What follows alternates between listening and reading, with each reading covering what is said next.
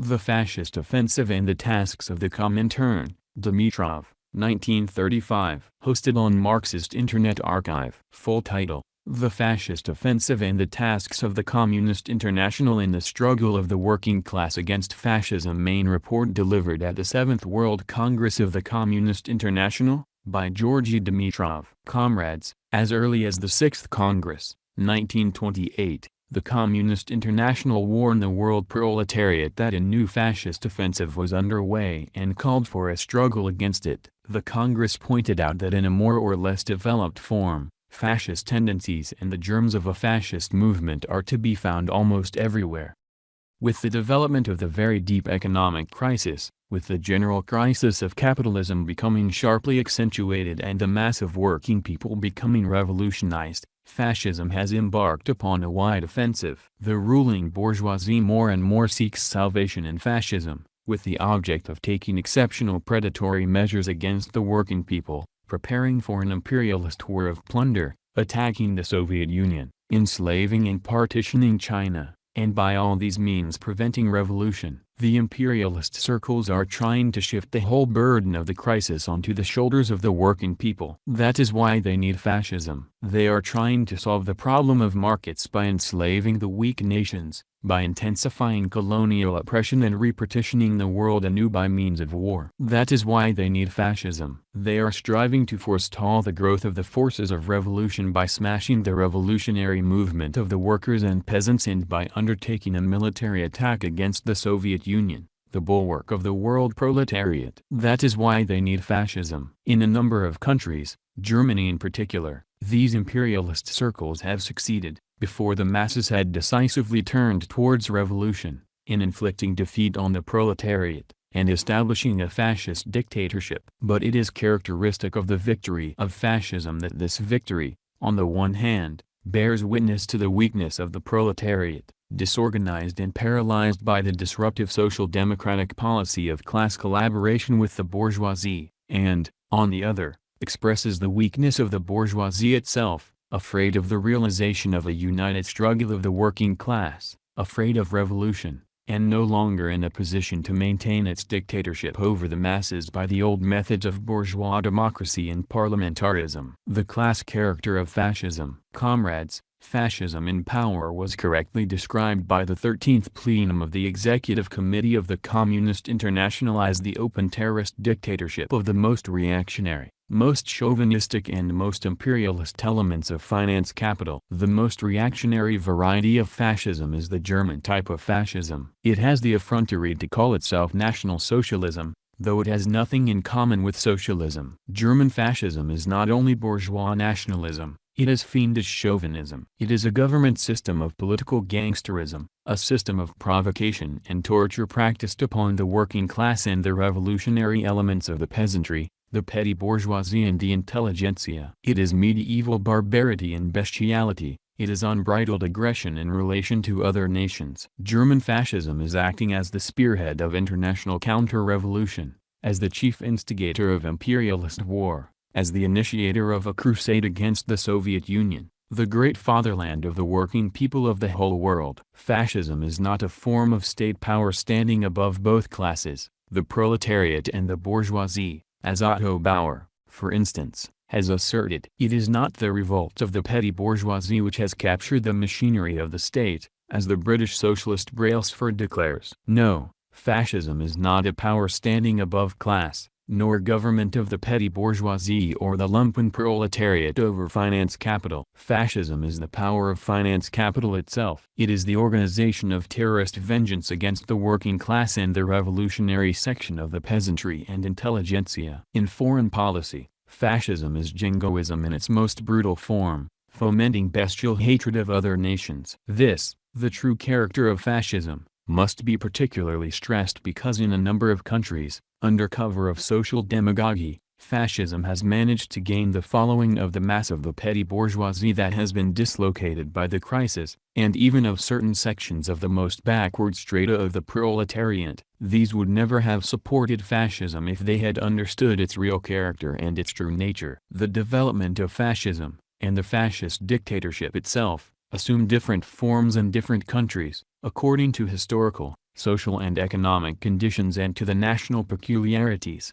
and the international position of the given country. In certain countries, principally those in which fascism has no broad mass basis and in which the struggle of the various groups within the camp of the fascist bourgeoisie itself is rather acute, fascism does not immediately venture to abolish parliament, but allows the other bourgeois parties, as well as the social democratic parties, to retain a modicum of legality. In other countries, where the ruling bourgeoisie fears an early outbreak of revolution, fascism establishes its unrestricted political monopoly, either immediately or by intensifying its reign of terror against and persecution of all rival parties and groups. This does not prevent fascism, when its position becomes particularly acute, from trying to extend its basis and, without altering its class nature, trying to combine open terrorist dictatorship with a crude sham of parliamentarism. The accession to power of fascism is not an ordinary succession of one bourgeois government by another,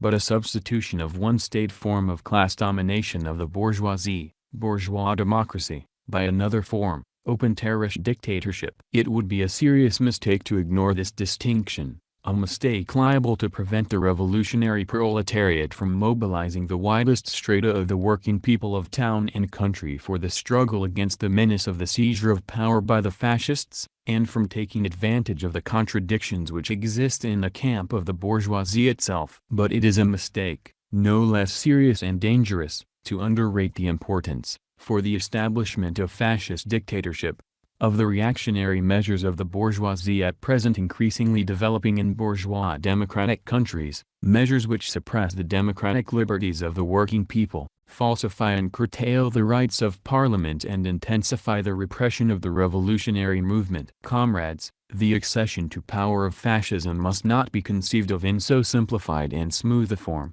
as though some committee or other of finance capital decided on a certain date to set up a fascist dictatorship. In reality, fascism usually comes to power in the course of a mutual, and at times severe, struggle against the old bourgeois parties, or a definite section of these parties, in the course of a struggle even within the fascist camp itself, a struggle which at times leads to armed clashes, as we have witnessed in the case of Germany, Austria and other countries. All this, however, does not make less important the fact that, before the establishment of a fascist dictatorship, bourgeois governments usually pass through a number of preliminary stages and adopt a number of reactionary measures which directly facilitate the accession to power of fascism. Whoever does not fight the reactionary measures of the bourgeoisie and the growth of fascism at these preparatory stages is not in a position to prevent the victory of fascism, but, on the contrary, facilitates that victory. The social democratic leaders glossed over and concealed from the masses the true class nature of fascism,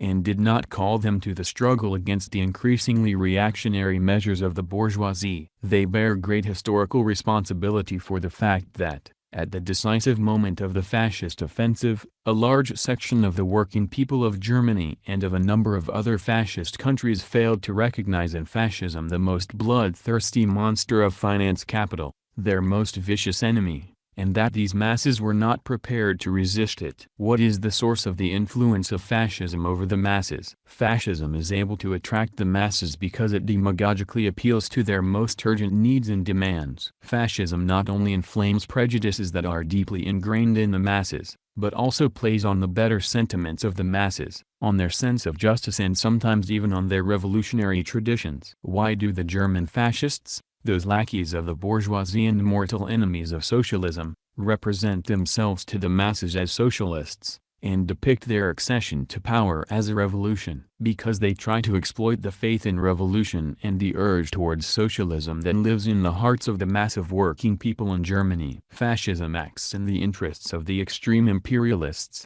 but it presents itself to the masses in the guise of champion of an ill-treated nation, and appeals to outraged national sentiments, as German fascism did, for instance, when it won the support of the masses of the petty bourgeoisie by the slogan "Down with the Versailles Treaty." Fascism aims at the most unbridled exploitation of the masses, but it approaches them with the most artful anti-capitalist demagogy, taking advantage of the deep hatred of the working people against the plundering bourgeoisie, the banks, trusts and financial magnates, and advancing those slogans which at the given moment are most alluring to the politically immature masses. In Germany, the general welfare is higher than the welfare of the individual. In Italy, our state is not a capitalist, but a corporate state. In Japan, for Japan without exploitation. In the United States, share the wealth, and so forth. Fascism delivers up the people to be devoured by the most corrupt and venal elements, but comes before them with a demand for an honest and incorruptible government. Speculating on the profound disillusionment of the masses in bourgeois democratic governments,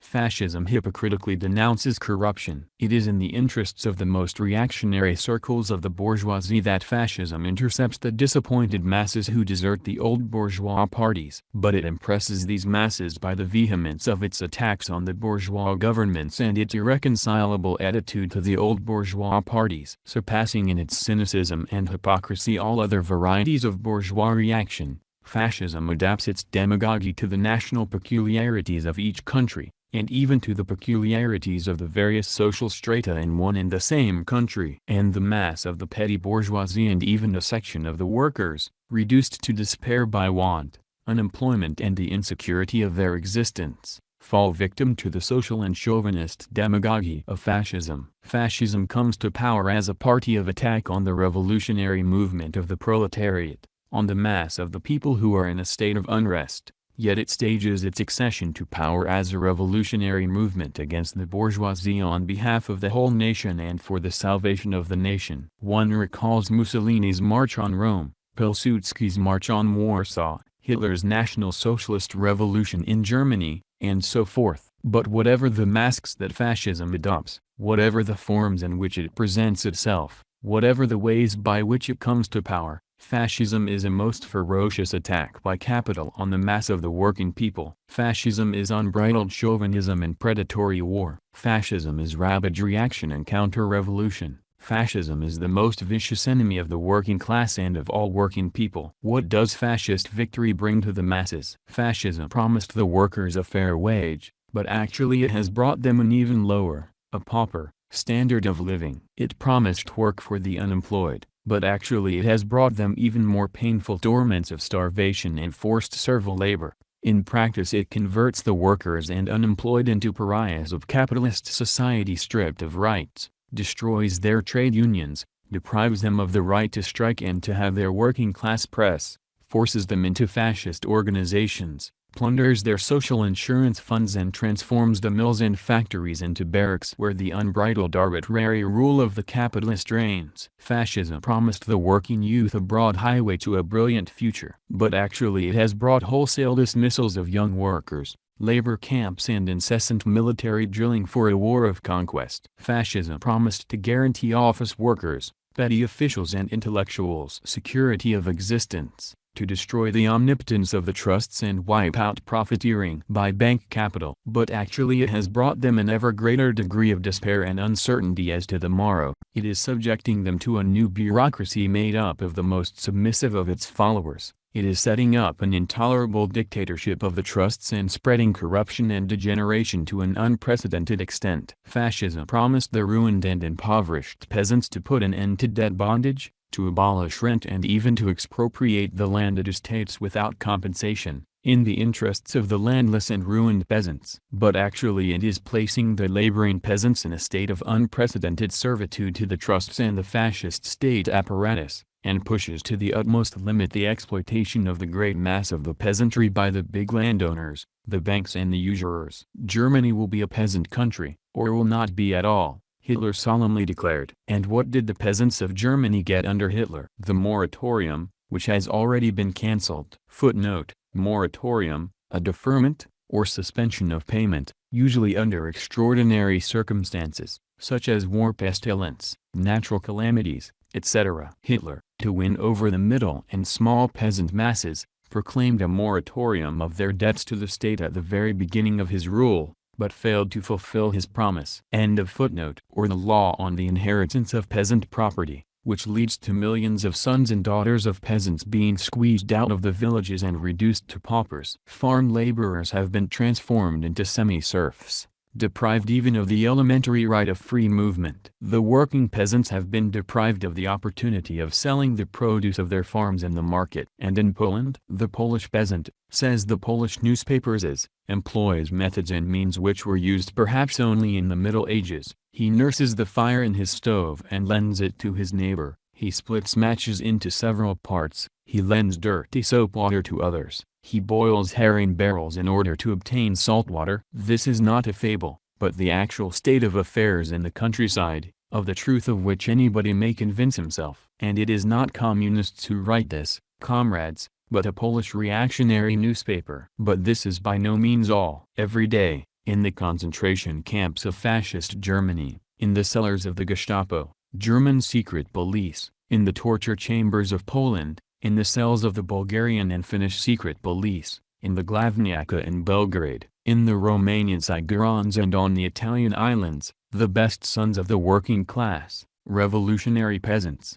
fighters for the splendid future of mankind, are being subjected to revolting tortures and indignities, before which pale the most abominable acts of the Tsaristokranka. Footnote: Tsaristokrana, gendarme institution in Tsarist Russia, set up at the police department in 1881 to combat the revolutionary movement, dissolved during the February bourgeois democratic revolution in 1917. End of footnote. The blackguardly German fascists beat husbands to a bloody pulp in the presence of their wives, and send the ashes of murdered sons by parcel post to their mothers. Sterilization has been made a method of political warfare. In the torture chambers, imprisoned anti-fascists are given injections of poison. Their arms are broken, their eyes gouged out, they are strung up and have water pumped into them. The fascist swastika is carved in their living flesh. I have before me a statistical summary drawn up by the International Red Aid, international organization of that time for aid to revolutionary fighters, regarding the number of killed, wounded, arrested, maimed and tortured to death in Germany, Poland, Italy, Austria, Bulgaria, and Yugoslavia. In Germany alone, since the National Socialists came to power, over 4,200 anti-fascist workers, peasants, employees, intellectuals, communists, social democrats and members of opposition Christian organizations, have been murdered, 317,800 arrested, 218,600 injured and subjected to torture. In Austria, since the battles of February last year, the Christian fascist government has murdered 1,900 revolutionary workers, maimed and injured 10,000 and arrested 40,000. And this summary, comrades, is far from complete. Words fail me in describing the indignation which seizes us at the thought of the torment which the working people are now undergoing in a number of fascist countries. The facts and figures we quote do not reflect 1/100th part of the true picture of the exploitation and tortures inflicted by the White Terror and forming part of the daily life of the working class in many capitalist countries. Volumes cannot give a just picture of the countless brutalities inflicted by fascism on the working people. With feelings of profound emotion and hatred for the fascist butchers, we dip the banners of the Communist International before the unforgettable memory of John Scheer, Fritz Schulz and Lugens in Germany, Koloman Wallace and Munich Ritter in Austria, Solian First in Hungary, Kofergiov, Lutai Brodsky and Voikov in Bulgaria, before the memory of thousands and thousands of communists, social democrats and non-party workers, peasants and representatives of the progressive intelligentsia who have laid down their lives in the struggle against fascism. From this platform we greet the leader of the German proletariat and the honorary chairman of our Congress, Comrade Thälmann. We greet comrades Rákosi, Gramsci, Antikainen. We greet Tom Mooney, who has been languishing in prison for 18 years, and the thousands of other prisoners of capitalism and fascism, and we say to them, brothers in the fight, brothers in arms, you are not forgotten. We are with you. We shall give every hour of our lives, every drop of our blood, for your liberation, and for the liberation of all working people from the shameful regime of fascism. Comrades, it was Lenin who warned us that the bourgeoisie may succeed in overwhelming the working people by savage terror, in checking the growing forces of revolution for brief periods of time, but that, nevertheless, this would not save it from its doom. Quote, "Life will assert itself," Lenin wrote, "let the bourgeoisie rave, work itself into a frenzy, overdo things, commit stupidities, take vengeance on the Bolsheviks in advance and endeavor to kill off, in India, Hungary, Germany, etc., hundreds, thousands and hundreds of thousands more of yesterday's and tomorrow's Bolsheviks. Acting thus, the bourgeoisie acts as all classes doomed by history have acted. Communists should know that the future, at any rate, belongs to them, therefore we can and must combine the most intense passion in the great revolutionary struggle with the coolest and most sober evaluation of the mad ravings of the bourgeoisie. V. I. Lenin, Left-Wing Communism, An Infantile Disorder, New York, 1949, pages 81 to 82, collected works 31 to 101. A. If we and the proletariat of the whole world firmly follow the path indicated by Lenin, the bourgeoisie will perish in spite of everything. Is the victory of fascism inevitable? Why was it that fascism could triumph, and how? Fascism is the most vicious enemy of the working class and working people, who constitute 9/10 of the German people, 9/10 of the Austrian people, 9/10 of the people in other fascist countries. How, in what way, could this vicious enemy triumph? Fascism was able to come to power primarily because the working class, owing to the policy of class collaboration with the bourgeoisie pursued by the social democratic leaders, proved to be split, politically and organizationally disarmed, in face of the onslaught of the bourgeoisie. And the communist parties, on the other hand, apart from and in opposition to the social democrats, were not strong enough to rouse the masses and to lead them in a decisive struggle against fascism. And, indeed, let the millions of social democratic workers, who together with their communist brothers are now experiencing the horrors of fascist barbarism, seriously reflect on the following. If, in 1918, when revolution broke out in Germany and Austria, the Austrian and German proletariat had not followed the social democratic leadership of Otto Bauer, Friedrich Adler and Karl Renner in Austria and Ebert and Scheidmann in Germany, but had followed the road of the Russian Bolsheviks, the road of Lenin, there would now be no fascism in Austria or Germany, in Italy or Hungary, in Poland or in the Balkans. Not the bourgeoisie, but the working class would long ago have been the master of the situation in Europe. Take, for example, the Austrian Social Democratic Party. The revolution of 1918 raised it to a tremendous height. It held the power in its hands, it held strong positions in the army and in the state apparatus. Relying on these positions, it could have nipped fascism in the bud. But it surrendered one position of the working class after another without resistance. It allowed the bourgeoisie to strengthen its power, annul the constitution, purge the state apparatus, army and police force of social democratic functionaries, and take the arsenals away from the workers. It allowed the fascist bandits to murder social democratic workers with impunity and accepted the terms of the Huttenberg Pact, which gave the fascist elements entry to the factories. Footnote on Huttenberg Pact. In the autumn of 1922, the reactionary government of Seipel, president of the Christian Social Party and agent of big business, the landowners and the Vatican, concluded a pact with the German National Party for the establishment of a government of the so-called anti-Marxist front, which would comprise all the reactionary forces in the struggle against the workers' movement.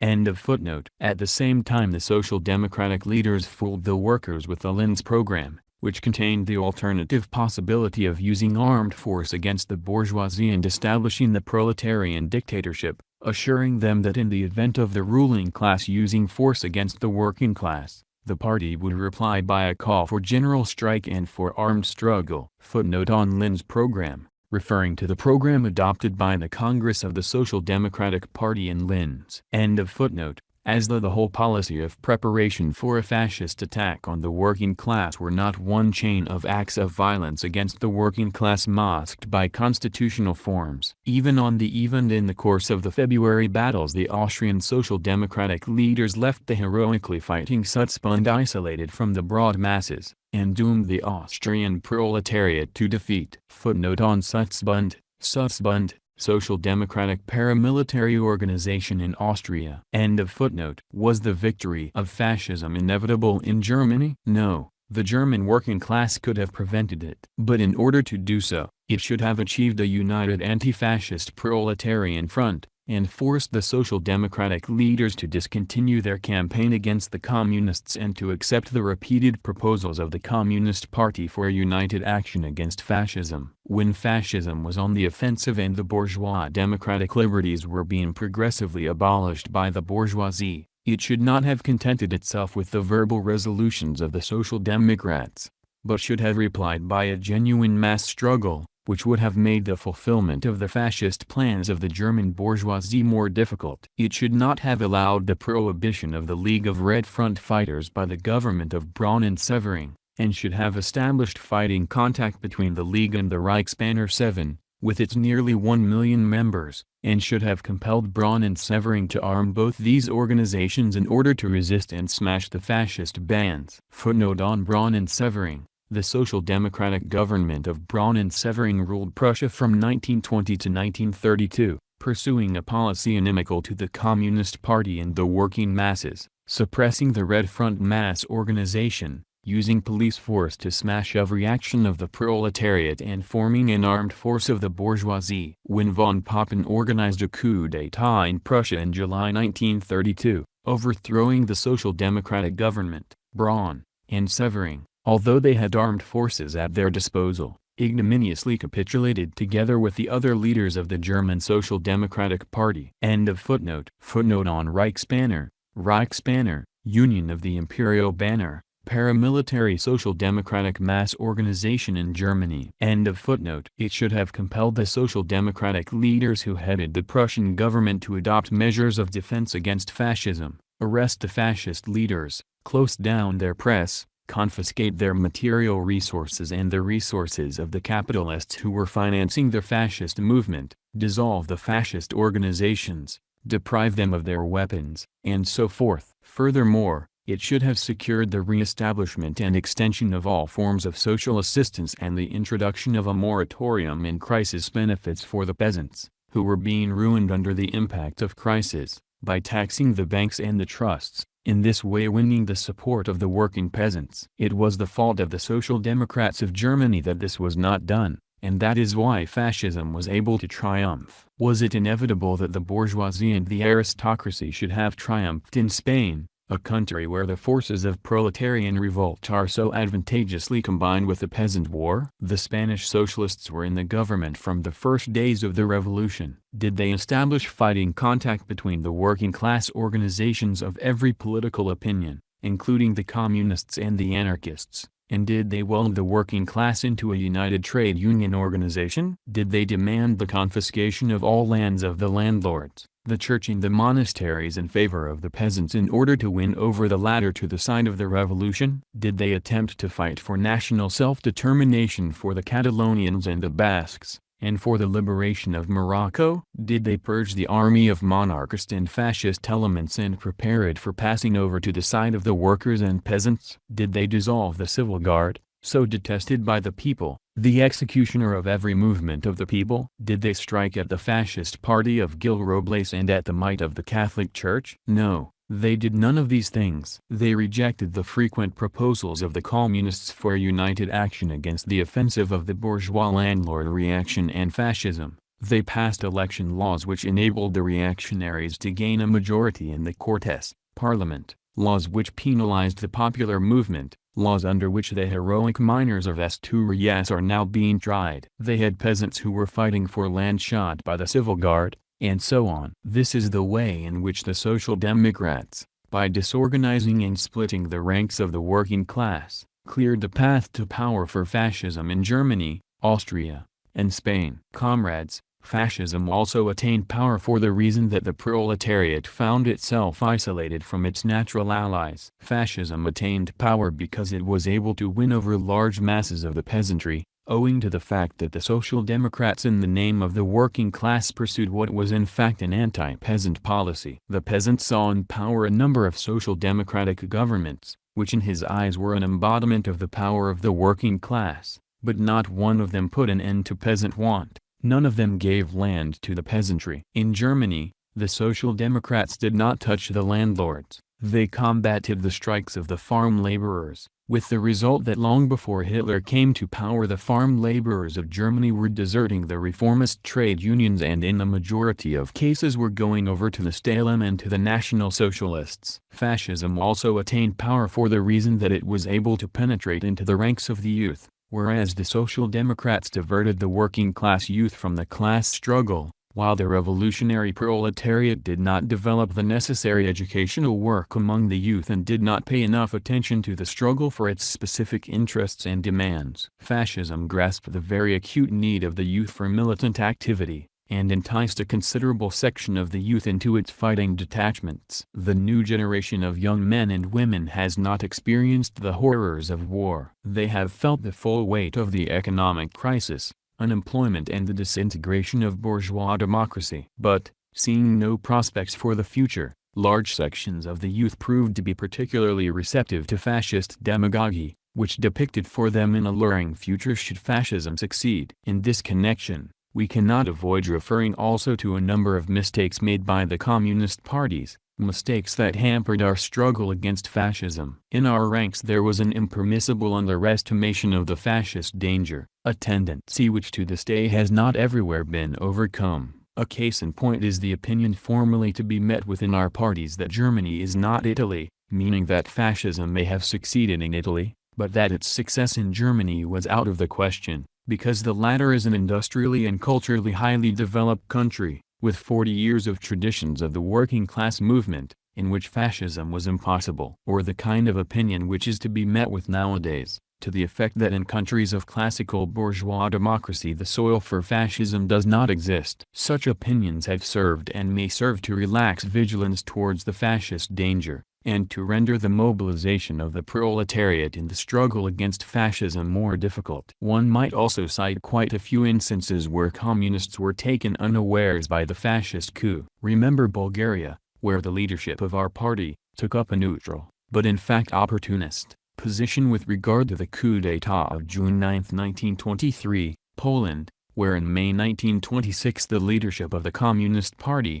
making a wrong estimate of the motive forces of the Polish Revolution, did not realize the fascist nature of Pilsudski's coup, and trailed in the rear of events. Finland, where our party based itself on a false conception of slow and gradual fascisation and overlooked the fascist coup which was being prepared by the leading group of the bourgeoisie and which took the party and the working class unawares. When National Socialism had already become a menacing mass movement in Germany, there were comrades who regarded the Brüning government as already a government of fascist dictatorship, and who boastfully declared, if Hitler's Third Reich ever comes about, it will be 6 feet underground, and above it will be the victorious power of the workers. Our comrades in Germany for a long time failed to fully reckon with the wounded national sentiments and the indignation of the masses against the Versailles Treaty. They treated as of little account the waverings of the peasantry and petty bourgeoisie. They were late in drawing up their program of social and national emancipation,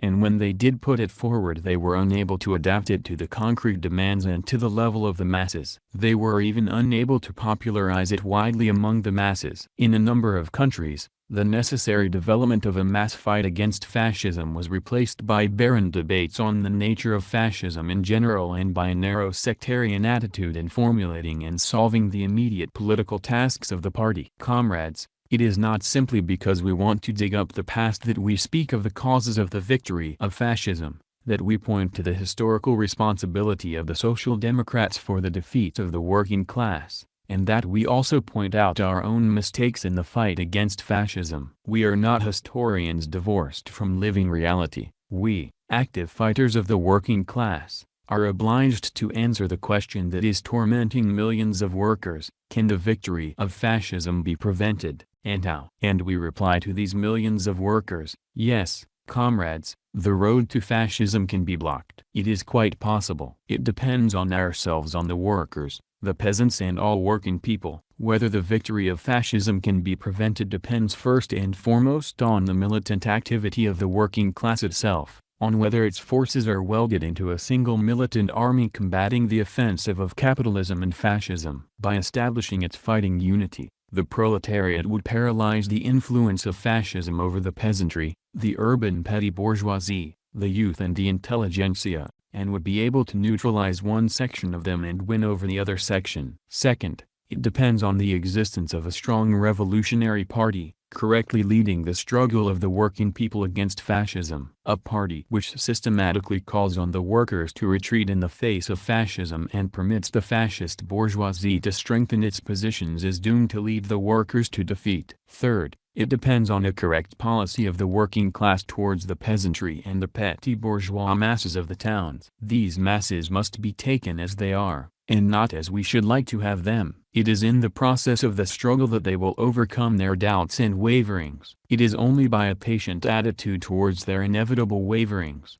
it is only by the political help of the proletariat, that they will be able to rise to a higher level of revolutionary consciousness and activity. Fourth, it depends on the vigilance and timely action of the revolutionary proletariat. The latter must not allow fascism to take it unawares. It must not surrender the initiative to fascism, but must inflict decisive blows on it before it can gather its forces. It must not allow fascism to consolidate its position. It must repel fascism wherever and whenever it rears its head. It must not allow fascism to gain new positions. This is what the French proletariat is so successfully trying to do. These are the main conditions for preventing the growth of fascism and its accession to power. Fascism, a ferocious but unstable power. The fascist dictatorship of the bourgeoisie is a ferocious power, but an unstable one. What are the chief causes of the instability of fascist dictatorship? Fascism undertakes to overcome the differences and antagonisms within the bourgeois camp, but it makes these antagonisms even more acute. Fascism tries to establish its political monopoly by violently destroying other political parties,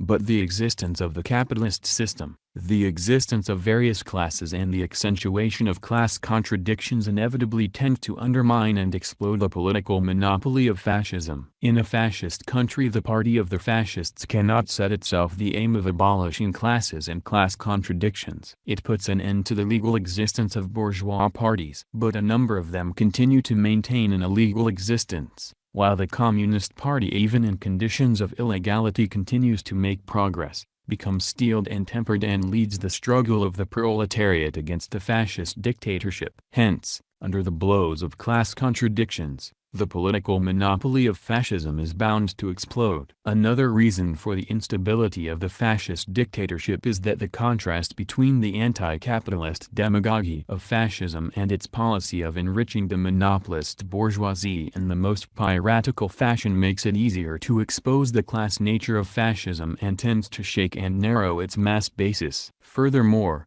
the victory of fascism arouses the deep hatred and indignation of the masses, helps to revolutionize them, and provides a powerful stimulus for a united front of the proletariat against fascism. By conducting a policy of economic nationalism, autarky, and by seizing the greater part of the national income for the purpose of preparing for war, fascism undermines the whole economic life of the country and accentuates the economic war between the capitalist states. To the conflicts that arise among the bourgeoisie it lends the character of sharp and at times bloody collisions that undermine the stability of the fascist state power in the eyes of the people. A government which murders its own followers, as happened in Germany on June 30th of last year, a fascist government against which another section of the fascist bourgeoisie is conducting an armed fight, the National Socialist Putsch in Austria, and the violent attacks of individual fascist groups on the fascist government in Poland, Bulgaria, Finland and other countries.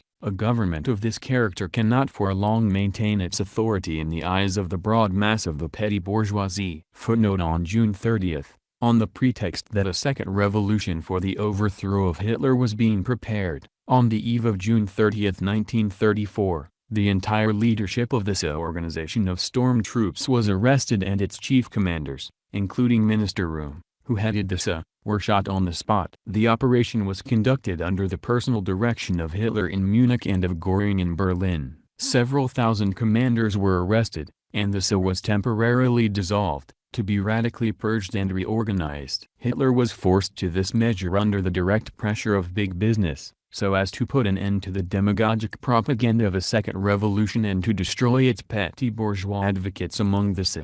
End of footnote. The working class must be able to take advantage of the antagonisms and conflicts within the bourgeois camp, But it must not cherish the illusion that fascism will exhaust itself of its own accord. Fascism will not collapse automatically. Only the revolutionary activity of the working class can help to take advantage of the conflicts which inevitably arise within the bourgeois camp in order to undermine the fascist dictatorship and to overthrow it, by destroying the relics of bourgeois democracy, by elevating open violence to a system of government. Fascism shakes democratic illusions and undermines the authority of the law in the eyes of the working people. This is particularly true in countries such as Austria and Spain, where the workers have taken up arms against fascism. In Austria, the heroic struggle of the Schutzbund and the Communists, in spite of its defeat, shook the stability of the fascist dictatorship from the very outset. In Spain, the bourgeoisie did not succeed in putting the fascist muzzle on the working people. The armed struggles in Austria and Spain have resulted in ever wider masses of the working class coming to realize the necessity for a revolutionary class struggle. Only such monstrous Philistines,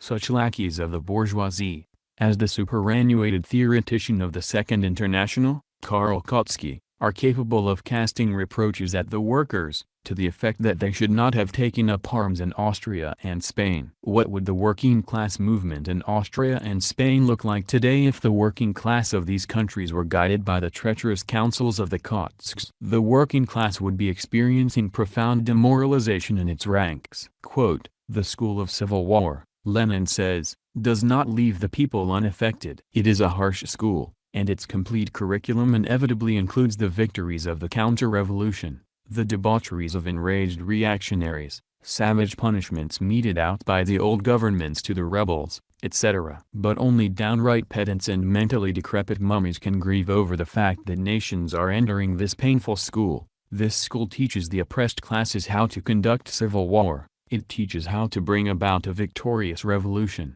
It concentrates in the masses of present-day slaves that hatred which is always harbored by the downtrodden, dull, ignorant slaves, and which leads those slaves who have become conscious of the shame of their slavery to the greatest historic exploits." V. I. Lenin, Collected Works 15-183. The triumph of fascism in Germany has, as we know, been followed by a new wave of the fascist offensive, which in Austria led to the provocation by Dollfuss, in Spain to the new onslaughts of counter-revolution on the revolutionary conquests of the masses, in Poland to the fascist reform of the constitution, while in France it spurred the armed detachments of the fascists to attempt a coup d'état in February 1934. But this victory, and the frenzy of the fascist dictatorship, called forth a counter-movement for a united proletarian front against fascism on an international scale. The burning of the Reichstag, which served as a signal for the general attack of fascism on the working class, the seizure and spoliation of the trade unions and the other working class organizations, the groans of the tortured anti-fascists rising from the vaults of the fascist barracks and concentration camps,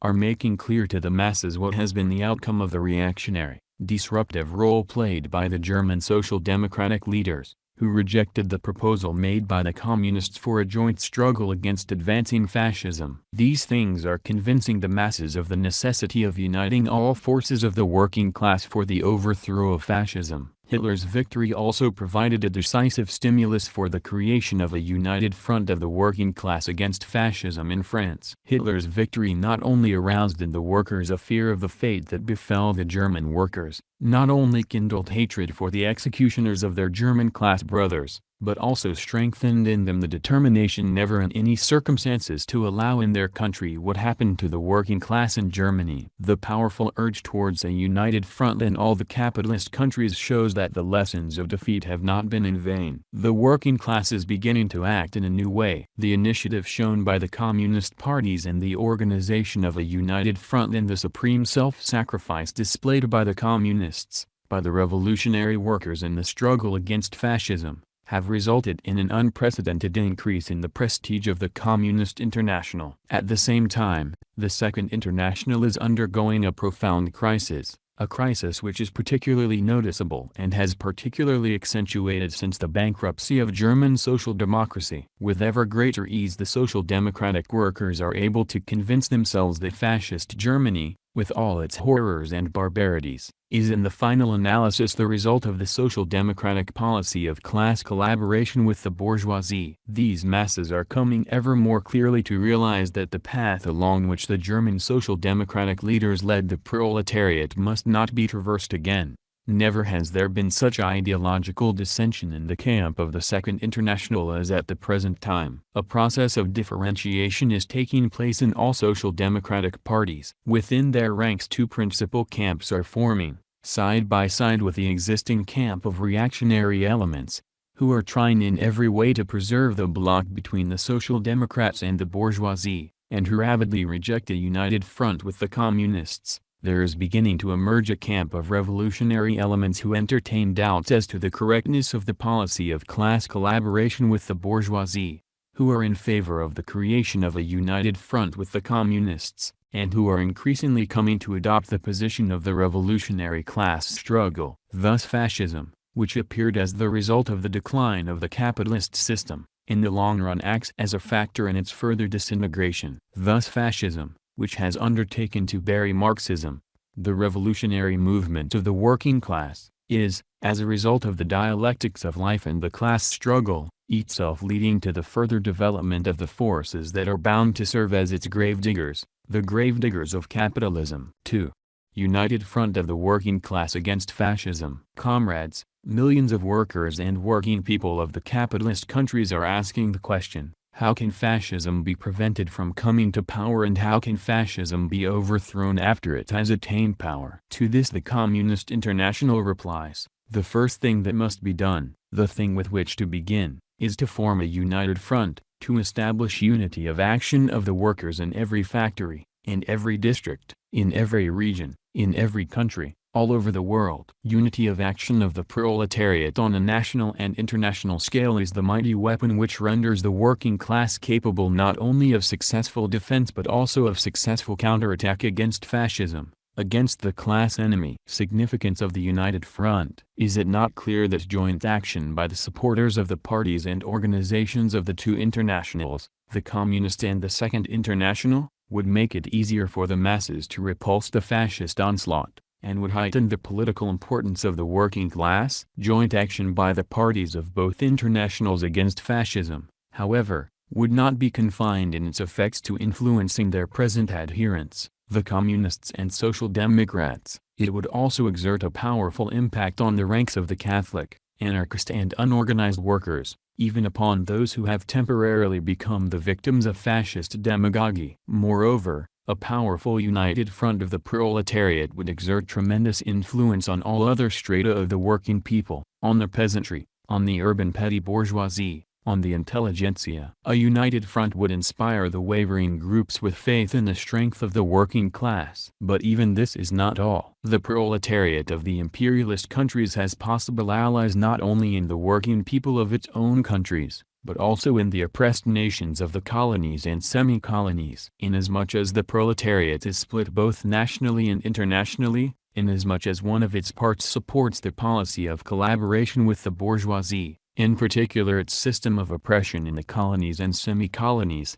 a barrier is put between the working class and the oppressed peoples of the colonies and semi-colonies, and the world anti-imperialist front is weakened. Every step by the proletariat of the imperialist countries on the road to unity of action in the direction of supporting the struggle for the liberation of the colonial peoples means transforming the colonies and semi-colonies into one of the most important reserves of the world proletariat. If, finally, we bear in mind that international unity of action by the proletariat relies on the steadily growing strength of the proletarian state, the land of socialism, the Soviet Union, we see what broad perspectives are revealed by the realization of proletarian unity of action on a national and international scale. The establishment of unity of action by all sections of the working class, irrespective of the party or organization to which they belong, is necessary even before the majority of the working class is united in the struggle for the overthrow of capitalism and the victory of the proletarian revolution. Is it possible to realize this unity of action of the proletariat in the individual countries and throughout the whole world? Yes,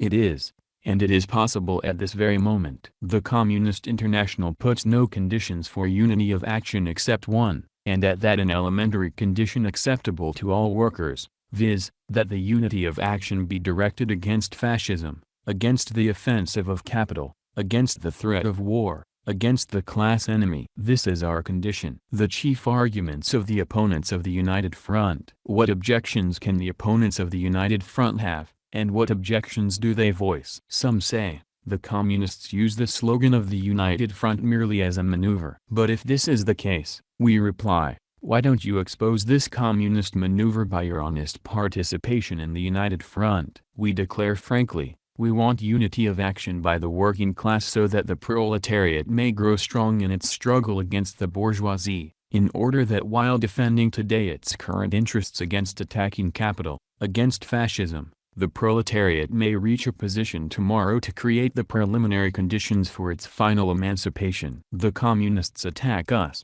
say others. But listen, we have repeatedly declared, we shall not attack anyone, whether persons, organizations or parties, standing for the united front of the working class against the class enemy. But at the same time it is our duty, in the interests of the proletariat and its cause, to criticize those persons, organizations and parties that hinder unity of action by the workers. We cannot form a united front with the communists, since they have a different program, says a third group. But you yourselves say that your program differs from the program of the bourgeois parties, and yet this did not and does not prevent you from entering into coalitions with these parties. The bourgeois democratic parties are better allies against fascism than the communists, say the opponents of the United Front and the advocates of coalition with the bourgeoisie. But what does Germany's experience teach? Did not the Social Democrats form a bloc with those better allies? And what were the results? If we establish a united front with the communists,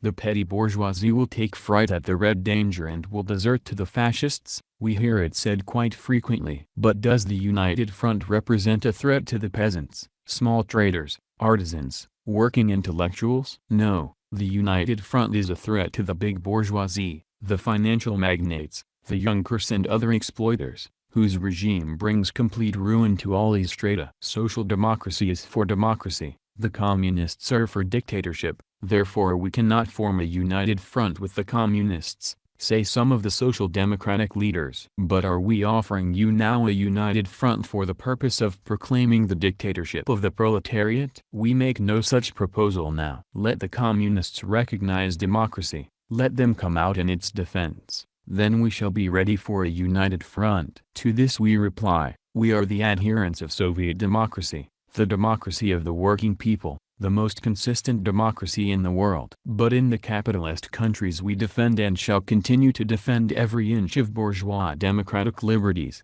which are being attacked by fascism and bourgeois reaction, because the interests of the class struggle of the proletariat so dictate. But can the tiny communist parties contribute anything by participating in the united front brought about by the Labour Party? Say, for instance, the labor leaders of Great Britain. Remember how the Austrian Social Democratic leaders said the same thing with reference to the small Austrian Communist Party. And what have events shown? It was not the Austrian Social Democratic Party headed by Otto Bauer and Renner that proved right, but the small Austrian Communist Party which signaled the fascist danger in Austria at the right moment and called upon the workers to struggle. The whole experience of the labor movement has shown that the communists, with all their relative insignificance in numbers, are the motive power of the militant activity of the proletariat. Moreover, it must not be forgotten that the communist parties of Austria or Great Britain are not only the tens of thousands of workers who are adherents of the party, but are parts of the world communist movement,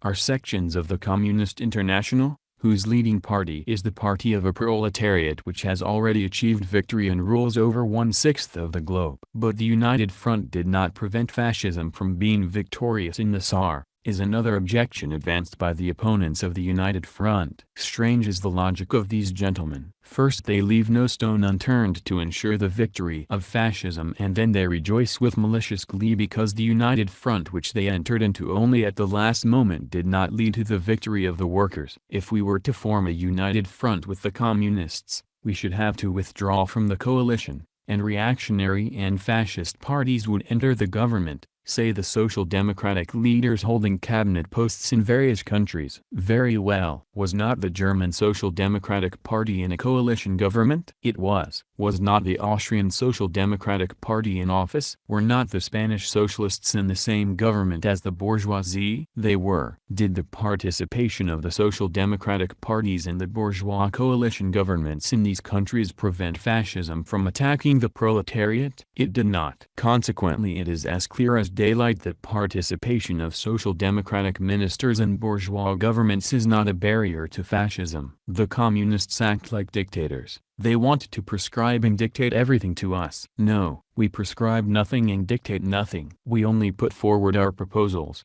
being convinced that if realized they will meet the interests of the working people. This is not only the right but the duty of all those acting in the name of the workers. You are afraid of the dictatorship of the communists. Let us jointly submit to the workers all proposals, both yours and ours, jointly discuss them together with all the workers, and choose those proposals which are most useful to the cause of the working class. Thus all these arguments against a united front will not stand the slightest criticism. They are rather the flimsy excuses of the reactionary leaders of social democracy, who prefer their united front with the bourgeoisie to the united front of the proletariat. No, these excuses will not hold water. The international proletariat has experienced the suffering caused by the split in the working class, and becomes more and more convinced that the united front, the unity of action of the proletariat on a national and international scale, is at once necessary and perfectly possible. Content and forms of the united front. What is and ought to be the basic content of the united front at the present stage? The defense of the immediate economic and political interests of the working class, the defense of the working class against fascism, must form the starting point and main content of the united front in all capitalist countries. We must not confine ourselves to bare appeals to struggle for the proletarian dictatorship. We must find and advance those slogans and forms of struggle which arise from the vital needs of the masses, from the level of their fighting capacity at the present stage of development. We must point out to the masses what they must do today to defend themselves against capitalist spoliation and fascist barbarity. We must strive to establish the widest united front with the aid of joint action by workers' organizations of different trends for the defense of the vital interests of the laboring masses. This means, first, joint struggle really to shift the burden of the consequences of the crisis onto the shoulders of the ruling classes, the shoulders of the capitalists and landlords, in a word, onto the shoulders of the rich. Second, joint struggle against all forms of the fascist offensive, in defense of the gains and the rights of the working people, against the abolition of bourgeois democratic liberties.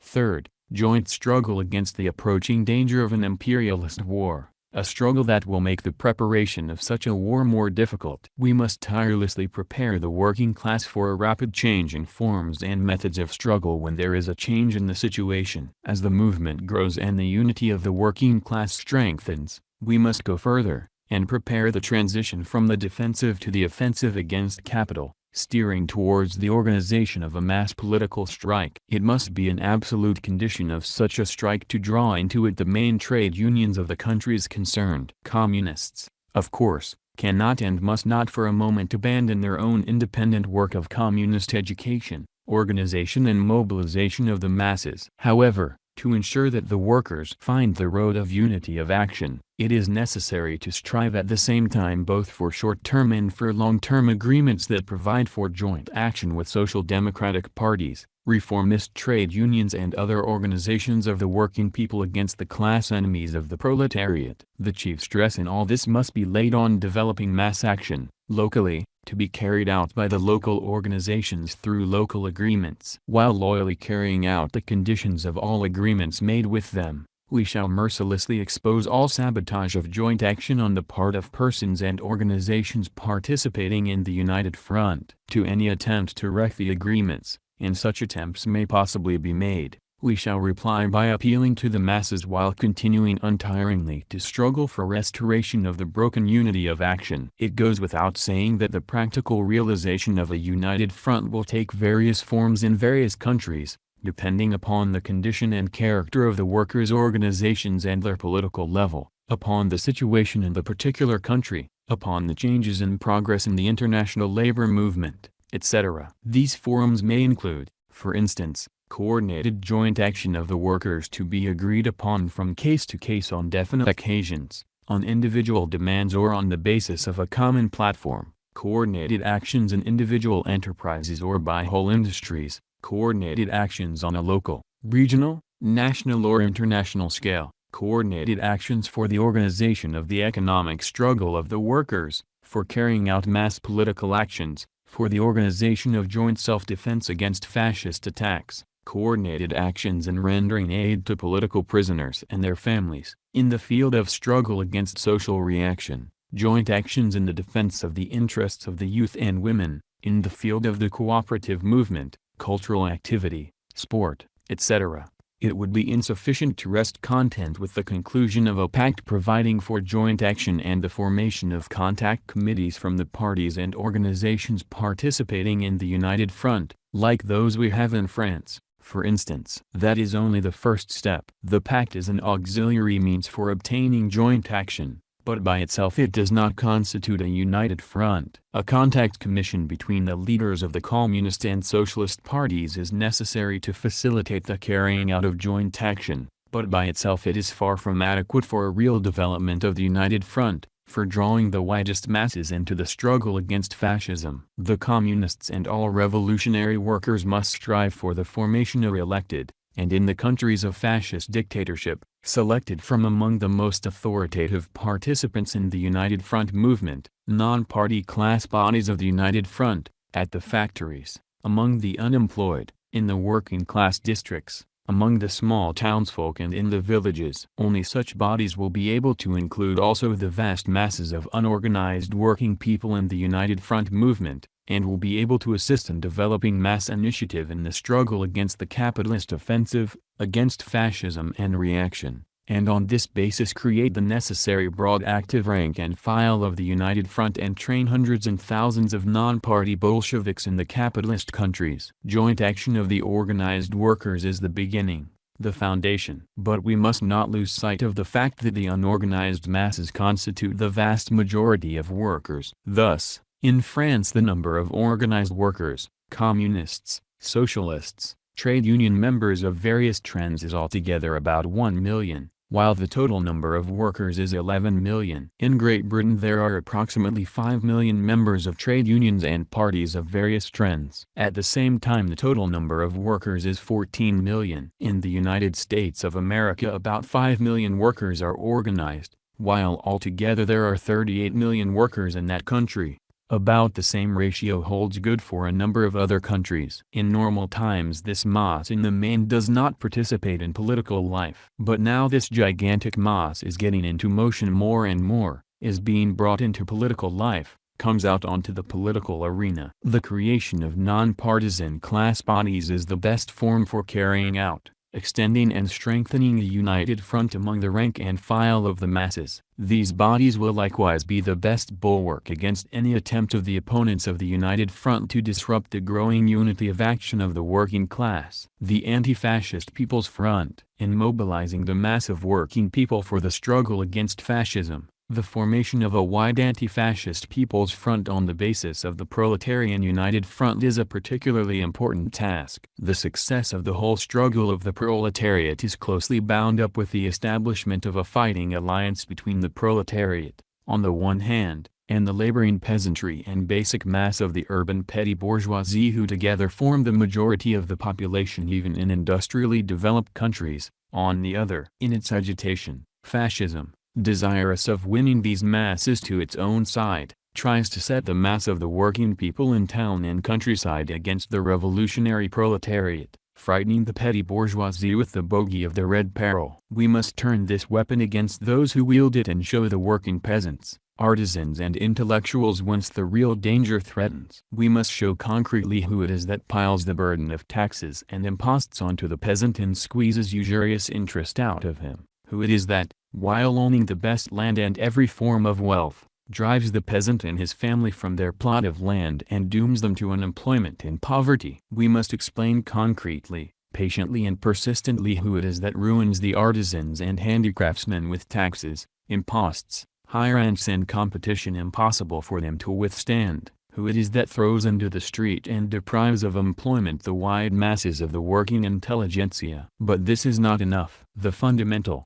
the most decisive thing in establishing an anti-fascist People's Front is resolute action of the revolutionary proletariat in defense of the demands of these sections of the people, particularly the working peasantry, demands in line with the basic interests of the proletariat, and in the process of struggle combining the demands of the working class with these demands. In forming an anti-fascist People's Front, a correct approach to those organizations and parties whose membership comprises a considerable number of the working peasantry and the mass of the urban petty bourgeoisie is of great importance. In the capitalist countries, the majority of these parties and organizations, political as well as economic, are still under the influence of the bourgeoisie and follow it. The social composition of these parties and organizations is heterogeneous. They include rich peasants side by side with landless peasants, big businessmen alongside petty shopkeepers, but control is in the hands of the former, the agents of big capital. This obliges us to approach the different organizations in different ways,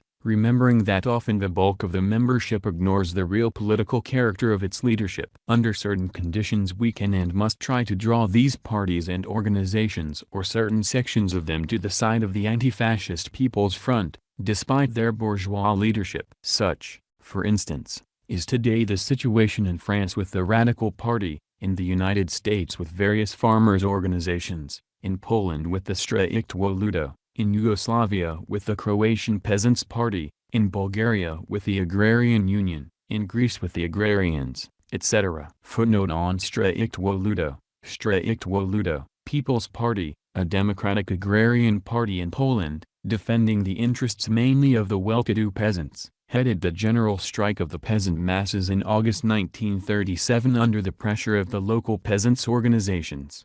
End of footnote. But regardless of whether or not there is any chance of attracting these parties and organizations as a whole to the People's Front, our tactics must under all circumstances be directed towards drawing the small peasants, artisans, handicraftsmen, etc., among their members into an anti-fascist People's Front. Hence, you see that in this field we must all along the line put an end to what has not infrequently occurred in our work: neglect or contempt of the various organizations and parties of the peasants, artisans and the mass of petty bourgeoisie in the towns. Key questions of the United Front and individual countries. In every country there are certain key questions, which at the present stage are agitating vast masses of the population and around which the struggle for the establishment of a united front must be developed. If these key points, or key questions, are properly grasped, it will ensure and accelerate the establishment of a united front. The United States of America. Let us take, for example, so important a country in the capitalist world as the United States of America. There millions of people have been set into motion by the crisis. The program for the recovery of capitalism has collapsed. Vast masses are beginning to abandon the bourgeois parties and are at present at the crossroads. Embryo American fascism is trying to direct the disillusionment and discontent of these masses into reactionary fascist channels. It is a peculiarity of the development of American fascism that at the present stage it comes forward principally in the guise of an opposition to fascism, which it accuses of being an un-American trend imported from abroad. In contradistinction to German fascism, which acts under anti-constitutional slogans, American fascism tries to portray itself as the custodian of the Constitution and American democracy. It does not as yet represent a directly menacing force, but if it succeeds in penetrating the wide masses who have become disillusioned with the old bourgeois parties, it may become a serious menace in the very near future. And what would the victory of fascism in the United States involve? For the mass of working people it would, of course,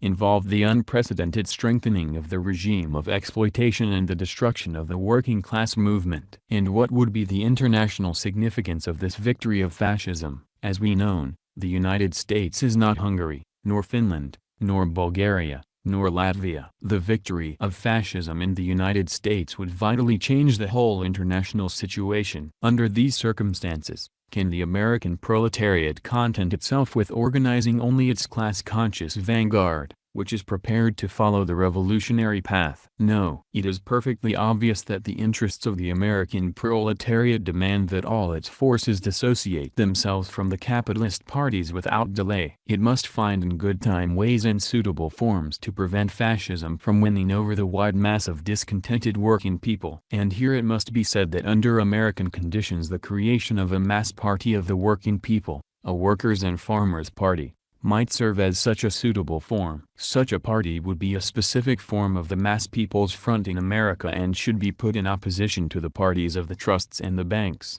and likewise to growing fascism. Such a party, of course, will be neither socialist nor communist. But it must be an anti-fascist party and must not be an anti-communist party. The program of this party must be directed against the banks, trusts and monopolies, against the principal enemies of the people, who are gambling on the woes of the latter. Such a party will justify its name only if it defends the urgent demands of the working class, only if it fights for genuine social legislation, for unemployment insurance, only if it fights for land for the white and black sharecroppers and for their liberation from debt burdens, only if it tries to secure the cancellation of the farmers' indebtedness, only if it fights for an equal status for Negroes, only if it defends the demands of the war veterans and the interests of members of the liberal professions, small businessmen and artisans, and so on. It goes without saying that such a party will fight for the election of its own candidates to local government, to the state legislatures,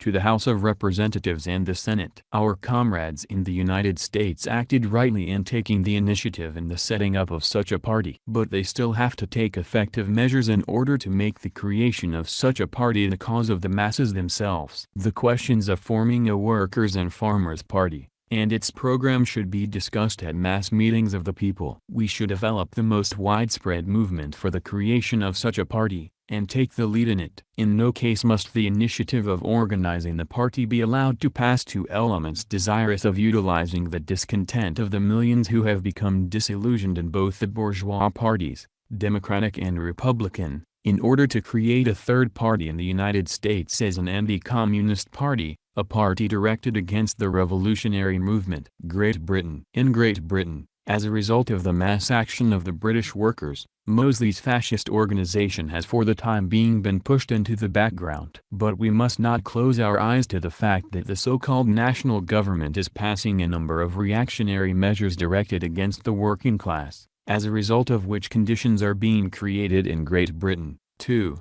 which will make it easier for the bourgeoisie, if necessary, to pass to a fascist regime. At the present stage, fighting the fascist danger in Great Britain means primarily fighting the national government and its reactionary measures, fighting the offensive of capital, fighting for the demands of the unemployed, fighting against wage cuts and for the repeal of all those laws with the help of which the British bourgeoisie is lowering the standard of living of the masses. But the growing hatred of the working class for the national government is uniting increasingly large numbers under the slogan of the formation of a new Labour government in Great Britain. Can the communists ignore this frame of mind of the masses, who still retain faith in a Labour government? No, comrades. We must find a way of approaching these masses. We tell them openly, as did the 13th Congress of the British Communist Party, that we communists are in favor of a Soviet government. Soviet meant a Workers' and Peasants' Council, or People's Council, in a system that nationalized the major resources and means of production, as the only form of government capable of emancipating the workers from the yoke of the capital. But you want a Labour government? Very well. We have been and are fighting hand in hand with you for the defeat of the national government. We are prepared to support your fight for the formation of a new Labour government,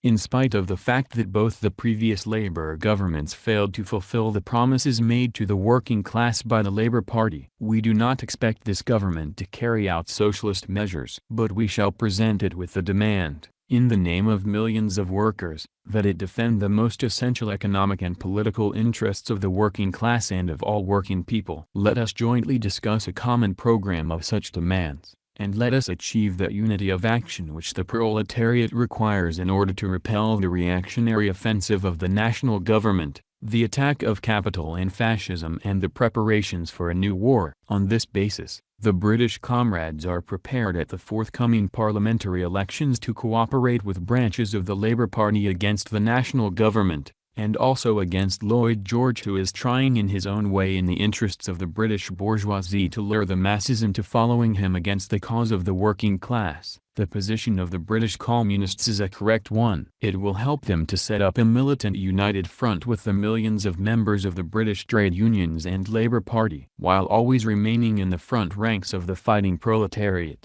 and pointing out to the masses the only right path. The path of struggle for the revolutionary overthrow of the rule of the bourgeoisie and the establishment of a Soviet government. The Communists, in defining their immediate political aims, must not attempt to leap over those necessary stages of the mass movement in the course of which the working class by its own experience outlives its illusions and passes over to communism. France, as we know, is a country in which the working class is setting an example to the whole international proletariat of how to fight fascism. The French Communist Party is setting an example to all the sections of the Comintern of how the tactics of the United Front should be applied. The socialist workers are setting an example of what the social democratic workers of other capitalist countries should now be doing in the fight against fascism. The significance of the anti-fascist demonstration attended by 500,000 people in Paris on July 14 of this year, and of the numerous demonstrations in other French cities,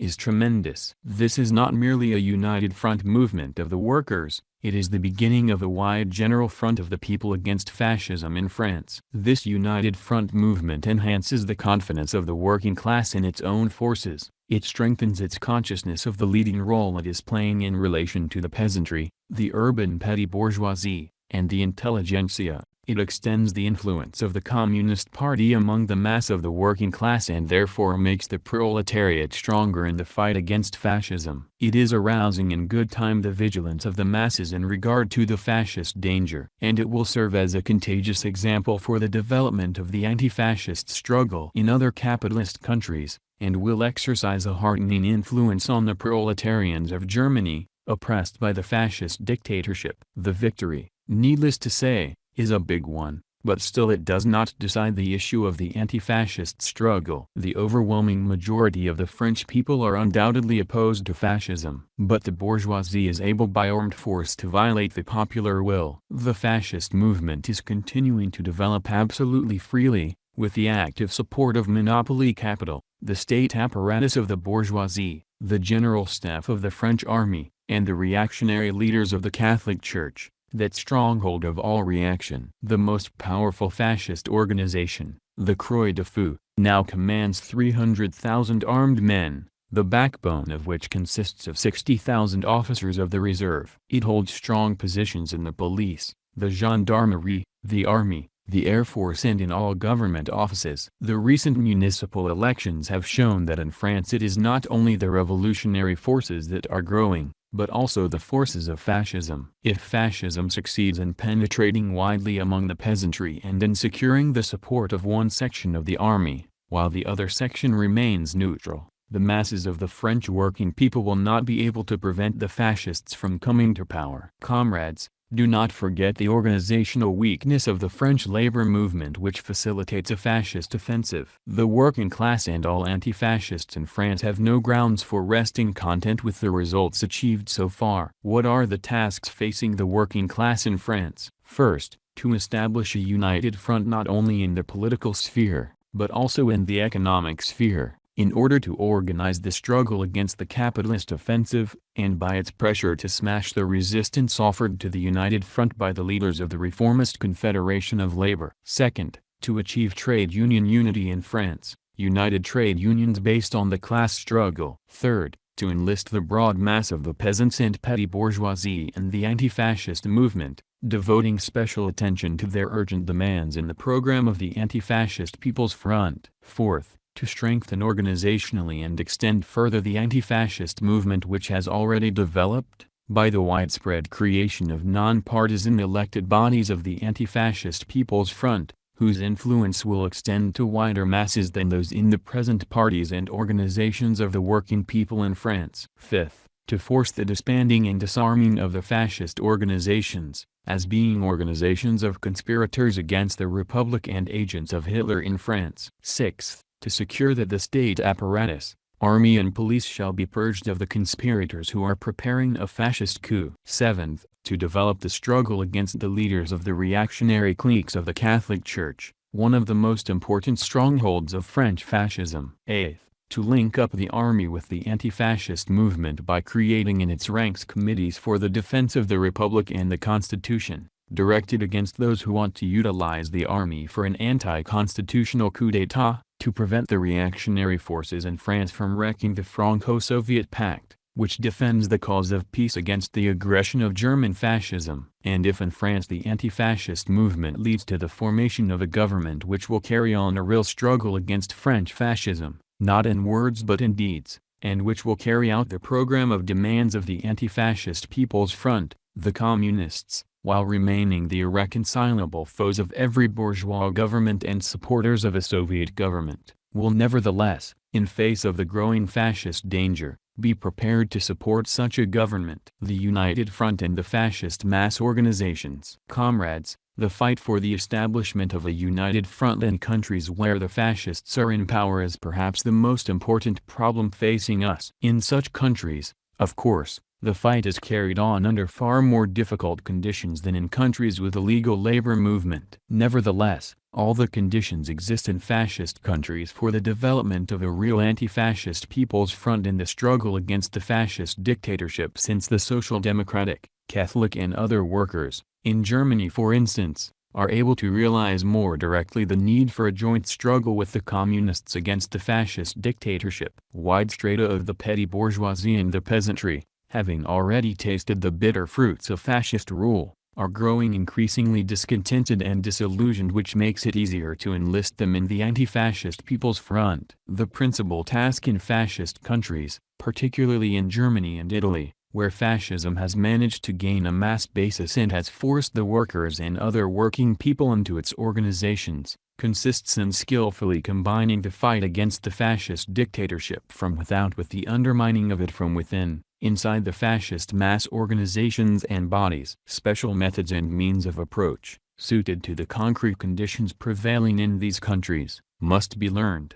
mastered and applied, so as to facilitate the rapid disintegration of the mass base of fascism and to prepare the way for the overthrow of the fascist dictatorship. We must learn, master and apply this, and not only shout down with Hitler and down with Mussolini. Yes, learn, master and apply. This is a difficult and complex task. It is all the more difficult in that our experience in successfully combating a fascist dictatorship is extremely limited. Our Italian comrades, for instance, have already been fighting under the conditions of a fascist dictatorship for about 13 years. Nevertheless, they have not yet succeeded in developing a real mass struggle against fascism, and therefore they have unfortunately been little able in this respect to help the communist parties in other fascist countries by their positive experience. The Germany and Italian communists, and the communists in other fascist countries, as well as the communist youth, have displayed prodigious valor. They have made and are daily making tremendous sacrifices. We all bow our heads in honor of such heroism and sacrifices. But heroism alone is not enough. Heroism must be combined with day-to-day work among the masses, with concrete struggle against fascism, so as to achieve the most tangible results in this sphere. In our struggle against fascist dictatorship, it is particularly dangerous to confuse the wish with fact. We must base ourselves on the facts,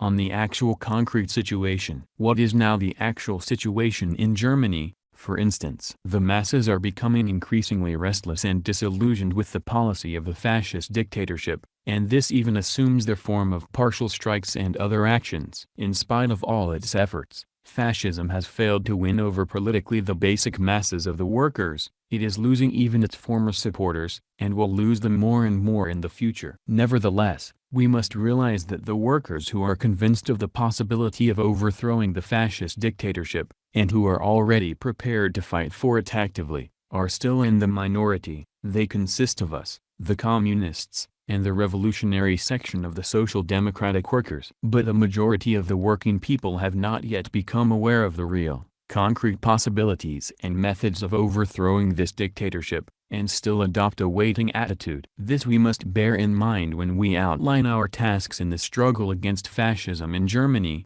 and when we seek, study and apply special methods of approach for the undermining and overthrow of the fascist dictatorship in Germany. In order to be able to strike a telling blow at the fascist dictatorship, we must first find out what is its most vulnerable point. What is the Achilles heel of the fascist dictatorship? Its social basis. The latter is extremely heterogeneous. It is made up of various strata of society. Fascism has proclaimed itself the sole representative of all classes and strata of the population, the manufacturer and the worker, the millionaire and the unemployed, the junker and the small peasant, the big businessman and the artisan. It pretends to defend the interests of all these strata, the interests of the nation. But since it is a dictatorship of the big bourgeoisie, fascism must inevitably come into conflict with its mass social basis, all the more since, under the fascist dictatorship, the class contradictions between the pack of financial magnates and the overwhelming majority of the people are brought out in greatest relief. We can lead the masses to a decisive struggle for the overthrow of the fascist dictatorship only by getting the workers who have been forced into the fascist organizations, or have joined them through ignorance, to take part in the most elementary movements for the defense of their economic,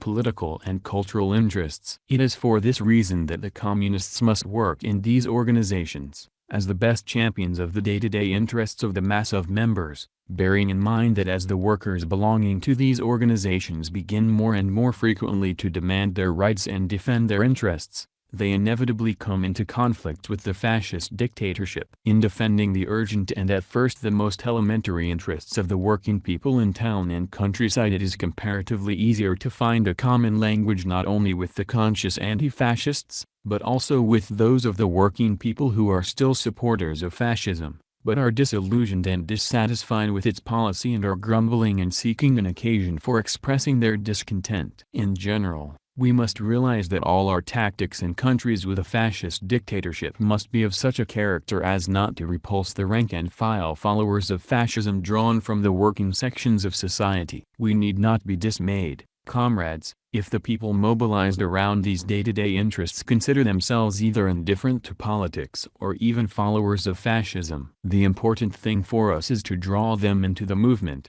which, although it may not at first proceed openly under the slogans of the struggle against fascism, is already objectively an anti-fascist movement putting these masses into opposition to the fascist dictatorship. Experience teaches us that the view that it is generally impossible, in countries with a fascist dictatorship, to come out legally or semi-legally, is harmful and incorrect. To insist on this point of view means to fall into passivity, and to renounce real mass work altogether. True, under the conditions of a fascist dictatorship, to find forms and methods of legal or semi-legal action is a difficult and complex problem. But, as in many other questions, the path is indicated by life itself and by the initiative of the masses themselves, who have already provided us with a number of examples that must be generalized and applied in an organized and effective manner. We must very resolutely put an end to the tendency to underestimate work in the fascist mass organizations. In Italy, in Germany and in a number of other fascist countries, our comrades tried to conceal their passivity, and frequently even their direct refusal to work in the fascist mass organizations, by putting forward work in the factories as against work in the fascist mass organizations. In reality, however, it was just this mechanical distinction which led to work being conducted very feebly, and sometimes not at all, both in the fascist mass organizations and in the factories. Yet it is particularly important that communists in the fascist countries should be wherever the masses are to be found. Fascism has deprived the workers of their own legal organizations. It has forced the fascist organizations upon them, and it is there that the masses are, by compulsion, or to some extent voluntarily. These mass fascist organizations can and must be made our legal or semi-legal field of action where we can meet the masses. They can and must be made our legal or semi-legal starting point for the defense of the day-to-day interests of the masses. To utilize these possibilities, communists must win elected positions in the fascist mass organizations, for contact with the masses, and must rid themselves once and for all of the prejudice that such activity is unseemly and unworthy of a revolutionary worker. In Germany, for instance, there is a system of so-called shop stewards. But where is it stated that we must leave the fascists a monopoly in these organizations? Cannot we try to unite the communist, social democratic, Catholic and other anti-fascist workers in the factories, so that when the list of shop stewards is voted upon, the known agents of the employers may be struck off and other candidates, enjoying the confidence of the workers, inserted in their stead. Practice has already shown that this is possible. And does not practice also go to show that it is possible jointly with the Social Democratic and other discontented workers, to demand that the shop stewards really defend the interests of the workers? Take the Labor Front in Germany, or the fascist trade unions in Italy. Is it not possible to demand that the functionaries of the Labor Front be elected, and not appointed, to insist that the leading bodies of the local groups report to meetings of the members of the organizations, to address these demands, following a decision by the group, to the employer, to the labor trustee, to higher bodies of the Labor Front? This is possible, provided the revolutionary workers actually work within the Labor Front and try to obtain posts in it. Similar methods of work are possible and essential in other mass fascist organizations also, in the Hitler Youth Leagues, in the sports organizations, in the Kraft durch Freude organizations, in the Dopole of Oro 11, in Italy, in the cooperatives and so forth. Footnote on Kraft durch Freude. Kraft durch Freude, Strength Through Joy, a mass fascist organization in Nazi Germany, aimed at the fascization of workers and their training for future soldiers. End of footnote. Footnote on Dopole of Oro. Dopole of Oro, after work, organization in Italy similar to Kraft durch Freude. End of footnote. Comrades, you recall the ancient legend about the capture of Troy. Troy was inaccessible to the armies attacking her, thanks to her impregnable walls. And the attacking army, after suffering heavy casualties, was unable to achieve victory until with the aid of the famous Trojan horse it managed to penetrate to the very heart of the enemy's camp. We revolutionary workers, it appears to me, should not be shy about using the same tactics with regard to our fascist foe, who is defending himself against the people with the help of a living wall of his cutthroats. He who fails to understand the necessity of using such tactics in the case of fascism, he who regards such an approach as humiliating, may be a most excellent comrade, but if you will allow me to say so, he is a windbag and not a revolutionary. He will be unable to lead the masses to the overthrow of the fascist dictatorship. The mass movement for a united front, starting with the defense of the most elementary needs, and changing its forms and watchwords of struggle as the latter extends and grows, is growing up outside and inside the fascist organizations in Germany, Italy, and the other countries in which fascism has a mass basis. It will be the battering ram which will shatter the fortress of the fascist dictatorship that at present seems impregnable to many. The united front in countries where the Social Democrats are in office. The struggle for the establishment of a united front raises another very important problem, the problem of a united front in countries where social democratic governments, or coalition governments in which socialists participate, are in power, as, for instance, in Denmark, Norway, Sweden, Czechoslovakia, and Belgium. Our attitude of absolute opposition to social democratic governments, which are governments of compromise with the bourgeoisie, is well known. But this notwithstanding, we do not regard the existence of a social democratic government or of a government coalition with bourgeois parties as an insurmountable obstacle to establishing a united front with the Social Democrats on certain issues. We believe that in such a case, too, a united front in defense of the vital interests of the working people and in the struggle against fascism is quite possible and necessary. It stands to reason that in countries where representatives of social democratic parties take part in the government, the social democratic leadership offers the strongest resistance to the proletarian united front. This is quite comprehensible. After all, they want to show the bourgeoisie that they, better and more skillfully than anyone else, can keep the discontented working masses under control and prevent them from falling under the influence of communism. The fact, however, that social democratic ministers are opposed to the proletarian united front can by no means justify a situation in which the communists do nothing to establish a united front of the proletariat. Our comrades in the Scandinavian countries often follow the line of least resistance, confining themselves to propaganda exposing the social democratic governments. This is a mistake. In Denmark, for example, the social democratic leaders have been in the government for the past 10 years, and for 10 years, day in and day out, the Communists have been reiterating that it is a bourgeois capitalist government. We have to assume that the Danish workers are acquainted with this propaganda. The fact that a considerable majority nevertheless vote for the Social Democratic Government Party only goes to show that the Communists' exposure of the government by means of propaganda is insufficient. It does not prove, however, that these hundreds of thousands of workers are satisfied with all the government measures of the Social Democratic ministers. No, they are not satisfied with the fact that by its so-called crisis agreement the Social Democratic government assists the big capitalists and landlords and not the workers and poor peasants. They are not satisfied with the decree issued by the government in January 1933. Which deprived the workers of the right to strike. They are not satisfied with the project of the Social Democratic leadership for a dangerous anti-democratic electoral reform,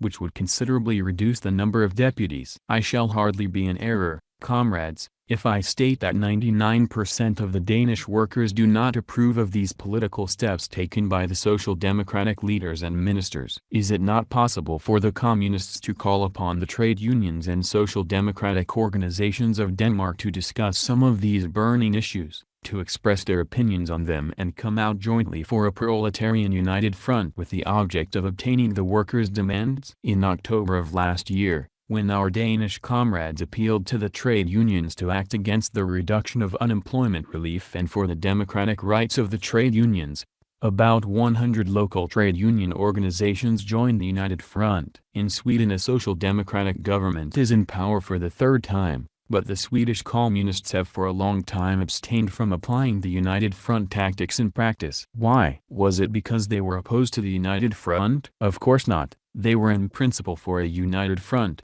for a united front in general, but they failed to understand in what circumstances, on what questions, in defense of what demands a proletarian united front could be successfully established, where and how to hook on. A few months before the formation of the Social Democratic government, the Social Democratic Party advanced during the elections a platform containing a number of demands which would have been the very thing to include in the platform of the Proletarian United Front. For example, the slogans against custom duties, against militarization, put an end to the policy of delay and the question of unemployment insurance, grant adequate old age pensions, prohibit organizations like the Munch Corps, a fascist organization, down with class legislation against the unions demanded by the bourgeois parties.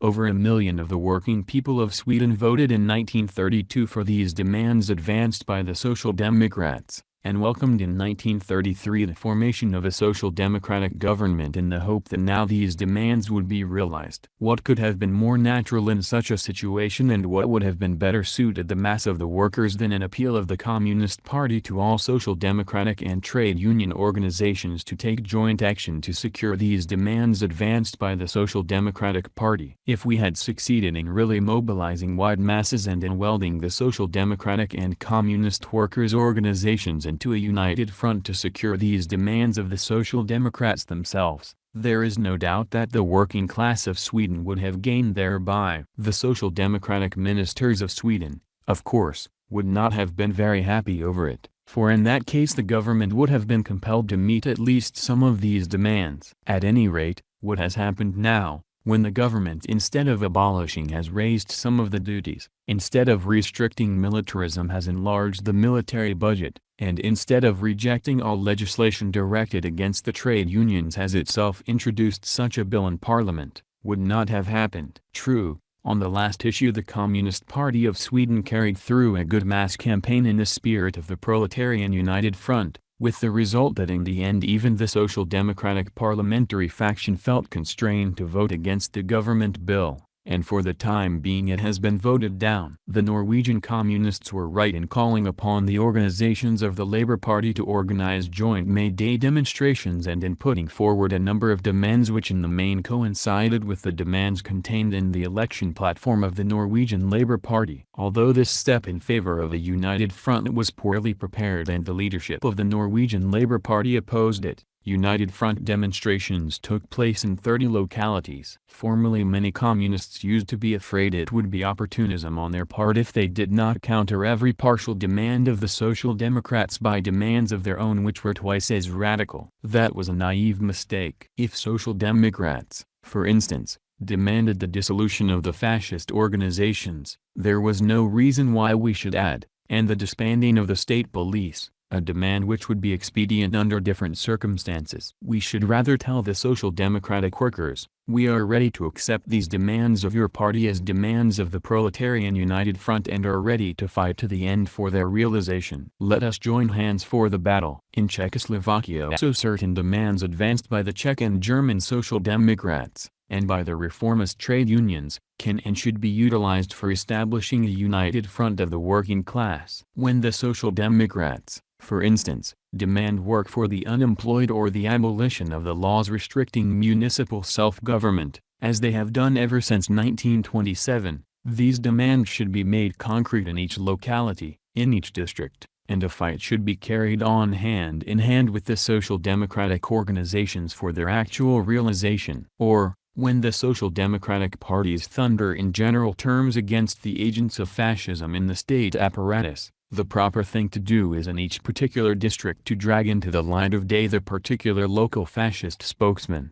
and together with the Social Democratic workers demand their removal from government employ. In Belgium the leaders of the Social Democratic Party, with Emile van der Velde at their head, have entered a coalition government. This success they achieved thanks to their lengthy and extensive campaigns for two main demands: 1. Abolition of the emergency decrees, and 2. Realization of the demand plan. Footnote: Demand, one of the leaders of the Social Democratic Party in Belgium, on whose orders he drafted in 1933 the so-called Plan of Demand, envisaging a peaceful transition to socialism, which was adopted as the official party program at the end of 1933. End of footnote. The first issue is very important. The preceding government issued 150 reactionary emergency decrees, which are an extremely heavy burden on the working people. They were expected to be repealed at once. This was the demand of the Socialist Party. But have many of these emergency decrees been repealed by the new government? It has not repealed a single one. It has only mollified somewhat a few of the emergency decrees in order to make a sort of token payment in settlement of the generous promises of the Belgian socialist leaders, like that token dollar which some European powers proffered the USA in payment of the millions due as war debts. As regards the realization of the widely advertised demand plan, the matter has taken a turn quite unexpected by the social democratic masses. The socialist ministers announced that the economic crisis must be overcome first and only those provisions of the demand plan should be carried into effect which improve the position of the industrial capitalists and the banks. Only afterwards would it be possible to adopt measures to improve the condition of the workers. But how long must the workers wait for their share in the benefits promised them in the demand plan? The Belgian bankers have already had their veritable shower of gold. The Belgian franc has been devalued 28%.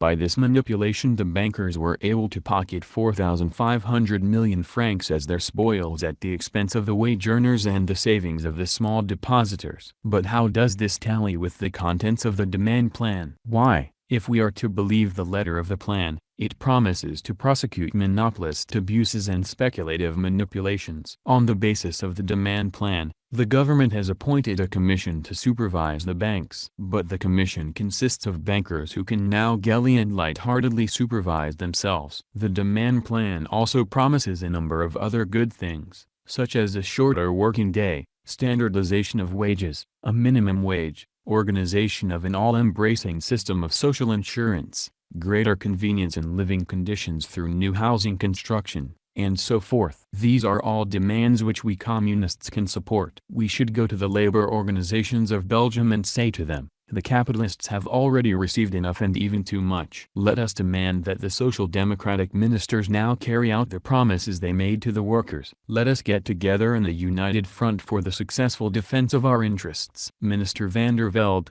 we support the demands on behalf of the workers contained in your platform, but we tell you frankly that we take these demands seriously, that we want action and not empty words, and therefore are rallying hundreds of thousands of workers to struggle for these demands. Thus, in countries having social democratic governments, the communists, by utilizing appropriate individual demands taken from the platforms of the Social Democratic ministers as a starting point for achieving joint action with the Social Democratic parties and organizations, can afterwards more easily develop a campaign for the establishment of a united front on the basis of other mass demands in the struggle against the capitalist offensive, against fascism and the threat of war. It must further be borne in mind that, in general, joint action with the Social Democratic parties and organizations requires from communists serious and substantiated criticism of social democracy as the ideology and practice of class collaboration with the bourgeoisie, and untiring, comradely explanation to the Social Democratic workers of the program and slogans of communism. In countries having social democratic governments, this task is of particular importance in the struggle for a united front. The struggle for trade union unity. Comrades, a most important stage in the consolidation of the united front must be the establishment of national and international trade union unity. As you know,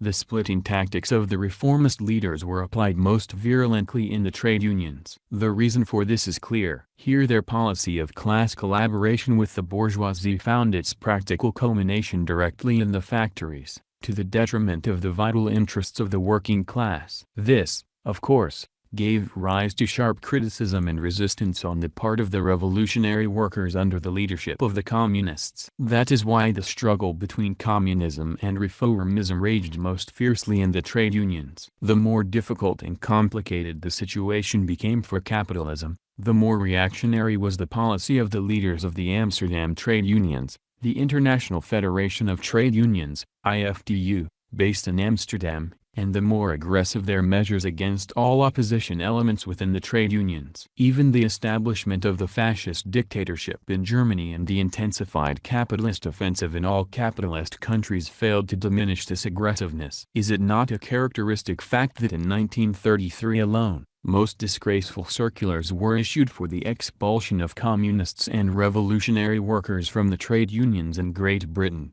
Holland, Belgium and Sweden? In Great Britain a circular was issued in 1933 prohibiting the local branches of the trade unions from joining anti-war or other revolutionary organizations. That was a prelude to the notorious Black Circular of the Trade Union Congress General Council, which outlawed any trade councils admitting delegates directly or indirectly associated with communist organizations. What is there left to be said of the leadership of the German trade unions, which applied unprecedented repressive measures against the revolutionary elements in the trade unions? Yet we must base our tactics, not on the behavior of individual leaders of the Amsterdam unions, no matter what difficulties their behavior may cause the class struggle, but primarily on the question of where the masses of workers are to be found. And here we must openly declare that work in the trade unions is the most vital question in the work of all the communist parties. We must bring about a real change for the better in trade union work and make the question of struggle for trade union unity the central issue. Ignoring the urge of the workers to join the trade unions, and faced with the difficulties of working within the Amsterdam unions, many of our comrades decided to pass by this complicated task. They invariably spoke of an organizational crisis in the Amsterdam unions,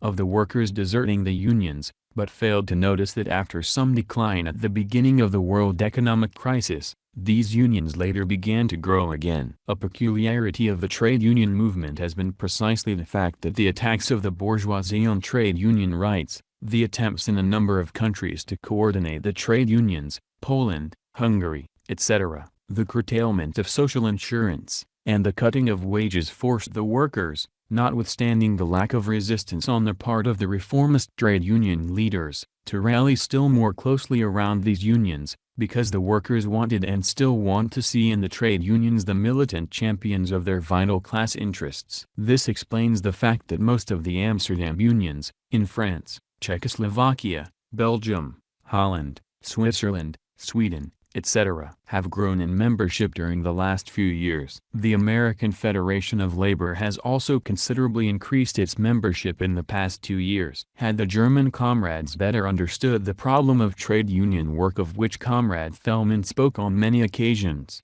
there would undoubtedly have been a better situation in the trade unions than was the case at the time the fascist dictatorship was established. At the end of 1932, only about 10% of the party members belonged to the free trade unions. This in spite of the fact that after the 6th Congress of the Comintern the Communists took the lead in quite a number of strikes. Our comrades used to write in the press of the need to assign 90% of our forces to work in the trade unions, but in reality activity was concentrated exclusively around the revolutionary trade union opposition, which actually sought to replace the trade unions. And how about the period after Hitler's seizure of power? For 2 years many of our comrades stubbornly and systematically opposed the correct slogan of fighting for the re-establishment of the free unions. I could cite similar examples about almost every other capitalist country, but we already have the first serious achievement to our credit in the struggle for trade union unity in European countries. I have in mind Little Austria, where on the initiative of the Communist Party a basis has been created for an illegal trade union movement. After the February battles the Social Democrats, with Otto Bauer at their head, issued the watchword,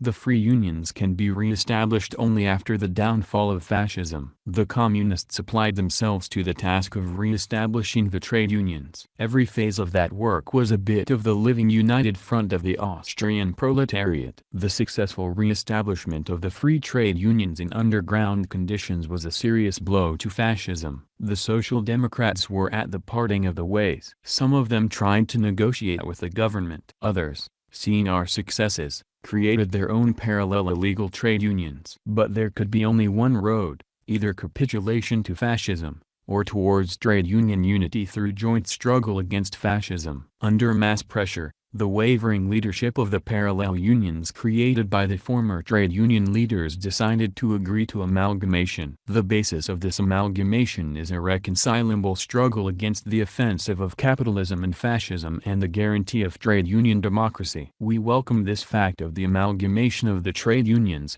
which is the first of its kind since the formal split of the trade unions after the war and which is therefore of international importance. In France the United Front has unquestionably served as a mighty impetus for achieving trade union unity. The leaders of the General Confederation of Labor have hampered and still hamper in every way the realization of unity, countering the main issue of the class policy of the trade unions by raising issues of a subordinate and secondary or formal character. An unquestionable success in the struggle for trade union unity has been the establishment of single unions on a local scale embracing, in the case of the railroad workers, for instance, approximately 3/4 of the membership of both trade unions. We are definitely for the re-establishment of trade union unity in every country and on an international scale. We are for one union in every industry. We are for one federation of trade unions in every country. We are for single international federations of trade unions organized by industries. We stand for one international of trade unions based on the class struggle. We are for united class trade unions as one of the major bulwarks of the working class against the offensive of capital and fascism. Our only condition for uniting the trade unions is struggle against capital,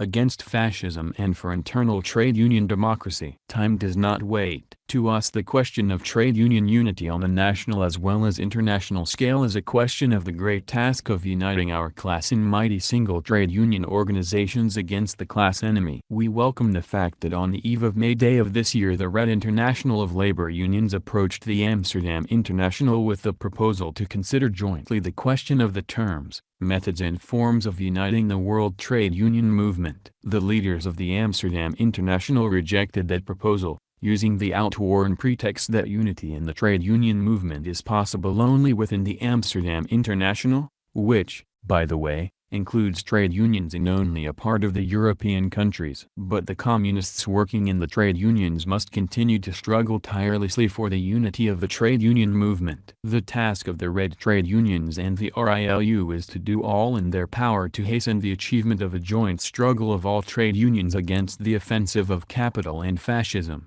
and to bring about unity in the trade union movement, despite the stubborn resistance of the reactionary leaders of the Amsterdam International. The Red Trade Unions and the RILU must receive our unstinted support along this line. In countries where small red trade unions exist, we recommend working for their inclusion in the big reformist unions, but demanding the right to defend their views and the reinstatement of expelled members. But in countries where big red trade unions exist parallel with big reformist trade unions, we must work for the convening of unity congresses on the basis of a platform of struggle against the capitalist offensive and the guarantee of trade union democracy. It should be stated categorically that any communist worker, any revolutionary worker who does not belong to the mass trade union of his industry, who does not fight to transform the reformist trade union into a real class trade union organization, who does not fight for trade union unity on the basis of the class struggle, such a communist worker, such a revolutionary worker, does not discharge his elementary proletarian duty. The United Front and the Youth. Comrades, I have already pointed out the role played in the victory of fascism by the enlistment of the youth in the fascist organizations. In speaking of the youth, we must state frankly that we have neglected our task of drawing the masses of the working youth into the struggle against the offensive of capital, against fascism and the danger of war. We have neglected this task in a number of countries. We have underestimated the enormous importance of the youth in the fight against fascism. We have not always taken into account the special economic, political and cultural interests of the youth. We have likewise not paid proper attention to the revolutionary education of the youth. All this has been utilized very cleverly by fascism, which in some countries, particularly in Germany, has inveigled large sections of the youth onto the anti-proletarian road. It should be borne in mind that it is not only by the glamour of militarism that fascism entices the youth. It feeds and clothes some of them in its detachments, gives work to others,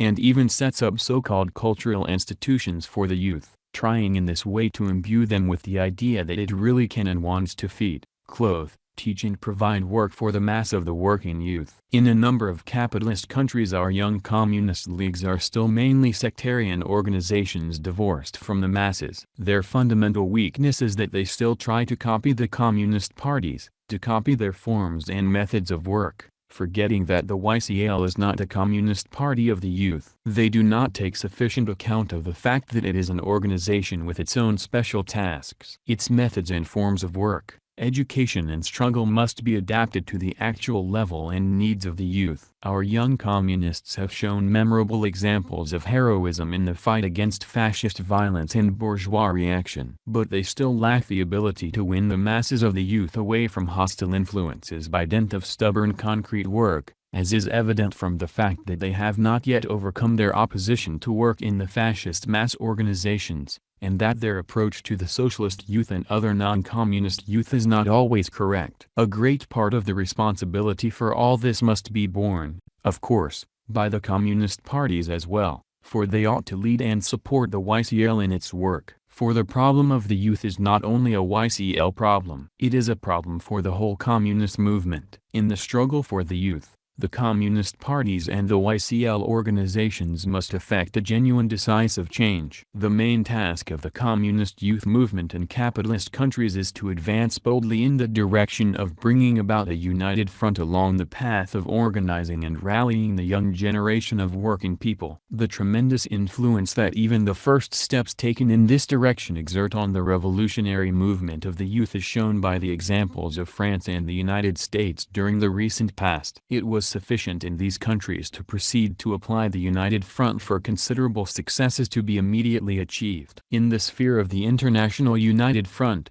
the successful initiative of the Committee Against War and Fascism in Paris in bringing about the international cooperation of all non-fascist youth organizations is also worthy of note in this connection. These recent successful steps in the United Front movement of the youth also show that the forms which the United Front of the youth should assume must not be stereotyped, nor necessarily be the same as those met with in the practice of the communist parties. The young communist leagues must strive in every way to unite the forces of all non-fascist mass organizations of the youth, including the formation of various kinds of common organizations for the struggle against fascism, against the unprecedented manner in which the youth is being stripped of every right, against the militarization of the youth and for the economic and cultural rights of the young generation. In order to draw these young workers over to the side of the anti-fascist front, no matter where they may be, in the factories, the forced labor camps, the labor exchanges, the army barracks and the fleet, the schools, or in the various sports,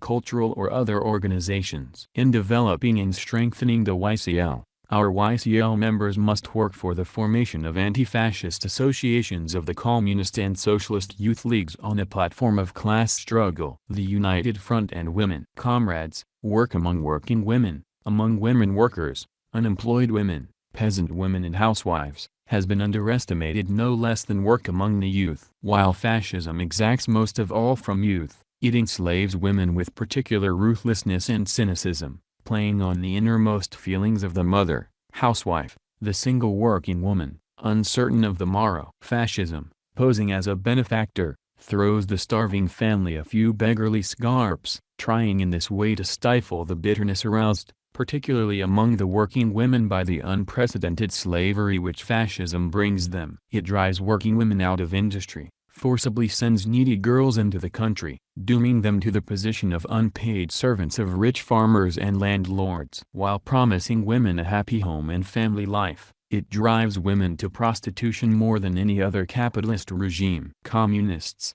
above all our women communists, must remember that there cannot be a successful fight against fascism and war unless the wide masses of women are drawn into the struggle. Agitation alone will not accomplish this. Taking into account the concrete situation in each instance, we must find a way of mobilizing the mass of women by work around their vital interests and demands in a fight for their demands against high prices, for higher wages on the basis of the principle of equal pay for equal work, against mass dismissals, against every manifestation of inequality in the status of women and against fascist enslavement. In endeavoring to draw women who work into the revolutionary movement, we must not be afraid of forming separate women's organizations for this purpose, wherever necessary. The preconceived notion that the women's organizations under Communist Party leadership in the capitalist countries should be abolished as part of the struggle against women's separatism in the labor movement, has often done great harm. The simplest and most flexible forms should be sought to establish contact and a joint struggle between the revolutionary, social democratic and progressive anti-war and anti-fascist women's organizations. We must spare no pains to see that the women workers and working women in general fight shoulder to shoulder with their class brothers in the ranks of the United Working Class Front and the Anti-Fascist People's Front, the Anti-Imperialist United Front. The changed international and internal situation lends exceptional importance to the question of the anti-imperialist united front in all colonial and semi-colonial countries. In forming a broad anti-imperialist united front of struggle in the colonies and semi-colonies, it is necessary above all to recognize the variety of conditions in which the anti-imperialist struggle of the masses is proceeding, the varying degree of maturity of the national liberation movement, the role of the proletariat within it and the influence of the Communist Party over the masses. In Brazil the problem differs from that in India, China and other countries. In Brazil the Communist Party,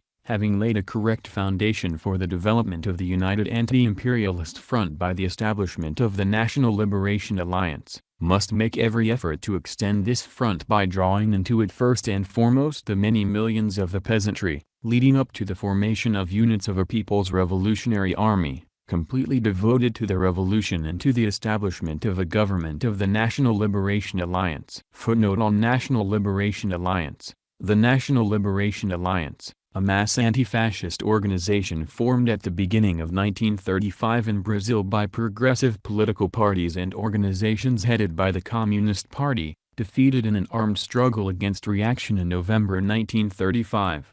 End of footnote. In India the Communists must support, extend and participate in all anti-imperialist mass activities, not excluding those which are under national reformist leadership. While maintaining their political organizational independence, they must carry on active work inside the organizations which take part in the Indian National Congress, facilitating the process of crystallization of a national revolutionary wing among them, for the purpose of further developing the national liberation movement of the Indian peoples against British imperialism. In China, where the people's movement has already led to the formation of Soviet districts over a considerable territory of the country and to the organization of a powerful Red Army, the predatory offensive of Japanese imperialism and the treason of the Nanking government have brought into jeopardy the national existence of the great Chinese people. The Chinese Soviets act as a unifying center in the struggle against the enslavement and partition of China by the imperialists, as a unifying center which will rally all anti-imperialist forces for the national defense of the Chinese people. We therefore approve the initiative taken by our courageous brother party of China in the creation of a most extensive anti-imperialist united front against Japanese imperialism and its Chinese agents,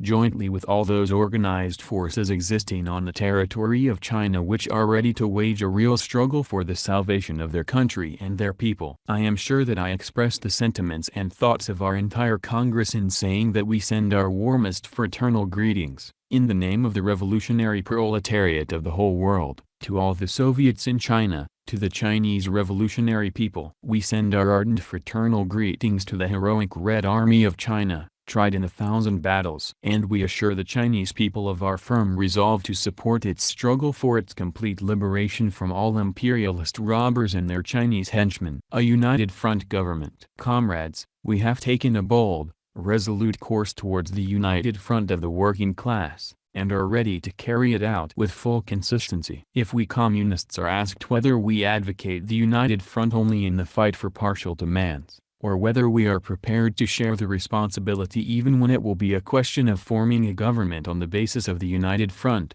then we say with a full sense of our responsibility, yes, we recognize that a situation may arise in which the formation of a government of the proletarian united front, or of an anti-fascist people's front, will become not only possible but necessary. And in that case we shall advocate for the formation of such a government without the slightest hesitation. I am not speaking here of a government which may be formed after the victory of the proletarian revolution. It is not impossible, of course, that in some country, immediately after the revolutionary overthrow of the bourgeoisie, there may be formed a government on the basis of a government bloc of the Communist Party with a certain party, or its left wing, participating in the revolution. After the October Revolution, the victorious party of the Russian Bolsheviks, as we know, included representatives of the left socialist revolutionaries in the Soviet government. This was a specific feature of the first Soviet government after the victory of the October Revolution. I am not speaking of such a case, but of the possible formation of a united front government on the eve of and before the victory of the revolution. What kind of government is this? And in what situation could there be any question of such a government? It is primarily a government of struggle against fascism and reaction. It must be a government arising as the result of the united front movement and in no way restricting the activity of the Communist Party and the mass organizations of the working class, but on the contrary, taking resolute measures against the counter-revolutionary financial magnates and their fascist agents. At a suitable moment, relying on the growing United Front movement, the Communist Party of a given country will advocate the formation of such a government on the basis of a definite anti-fascist platform. Under what objective conditions will it be possible to form such a government? In the most general terms, one can reply to this question as follows: under conditions of a political crisis, when the ruling classes are no longer able to cope with the powerful rise of the mass anti-fascist movement. But this is only a general perspective, without which it will scarcely be possible in practice to form a united front government. Only the existence of certain special prerequisites can put on the agenda the question of forming such government as a politically essential task. It seems to me that the following prerequisites deserve the greatest attention in this connection. First, the state apparatus of the bourgeoisie must already be sufficiently disorganized and paralyzed, so that the bourgeoisie cannot prevent the formation of a government of struggle against reaction and fascism. Second, the widest masses of working people, particularly the mass trade unions, must be in a state of vehement revolt against fascism and reaction, though not ready to rise in insurrection so as to fight under Communist Party leadership for the establishment of a fully socialist government. Third, the differentiation and radicalization in the ranks of social democracy and other parties participating in the United Front must already have reached the point where a considerable proportion of them demand ruthless measures against the fascists and other reactionaries, fight together with the communists against fascism and openly oppose the reactionary section of their own party which is hostile to communism. When and in what countries a situation will actually arise in which these prerequisites will be present in a sufficient degree, it is impossible to state in advance. But as such a possibility is not to be ruled out in any of the capitalist countries, we must reckon with it, and not only so orient and prepare ourselves, but also orient the working class accordingly. The fact that we are bringing up this question for discussion at all today is, of course, connected with our estimate of the situation and immediate prospects, as well as with the actual growth of the United Front movement in a number of countries during the recent past. For more than 10 years the situation in the capitalist countries was such that it was not necessary for the Communist International to discuss a question of this kind. You remember, comrades, that at our 4th Congress in 1922, and again at the 5th Congress in 1924, the question of the slogan of a workers' or a workers' and peasants' government was under discussion. Originally the issue turned essentially upon a question was almost comparable to the one we are discussing today. The debates that took place at that time in the Communist International around this question, and in particular the political errors which were committed in connection with it, have to this day retained their importance for sharpening our vigilance against the danger of deviations to the right or left from the Bolshevik line on this question. Therefore I shall briefly point out a few of these errors, in order to draw from them the lessons necessary for the present policy of our parties. The first series of mistakes arose from the fact that the question of a workers' government was not clearly and firmly bound up with the existence of a political crisis. Owing to this, the right opportunists were able to interpret matters as though we should strive for the formation of a workers' government, supported by the Communist Party, in any, so to speak, normal situation. The ultra-lefts, on the other hand, recognized only a workers' government formed by an armed insurrection after the overthrow of the bourgeoisie. Both views were wrong. In order, therefore, to avoid a repetition of such mistakes, we now lay great stress on the exact consideration of the specific, concrete circumstances of the political crisis and the upsurge of the mass movement,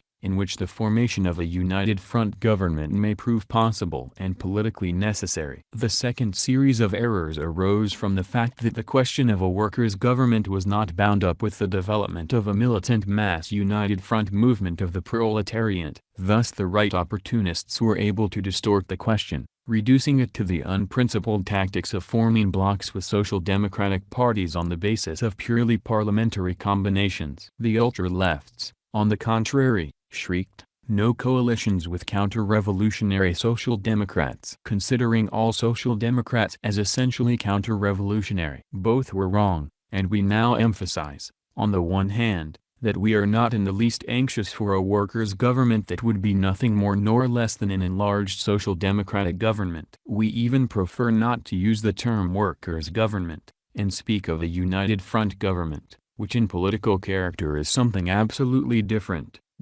in principle, from all the social democratic governments which usually call themselves workers, or labor, government. While the social democratic government is an instrument of class collaboration with the bourgeoisie in the interests of the preservation of the capitalist order, a united front government is an instrument of the collaboration of the revolutionary vanguard of the proletariat with other anti-fascist parties, in the interests of the entire working population, a government of struggle against fascism and reaction. Obviously there is a radical difference between these two things. On the other hand, we stress the need to see the difference between the two different camps of social democracy. As I have already pointed out, there is a reactionary camp of social democracy, but alongside with it there exists and is growing the camp of the left social democrats, without quotation marks, of workers who are becoming revolutionary. In practice the decisive difference between them consists in their attitude towards the united front of the working class. The reactionary social democrats are against the united front, they slander the united front movement, they sabotage and disintegrate it,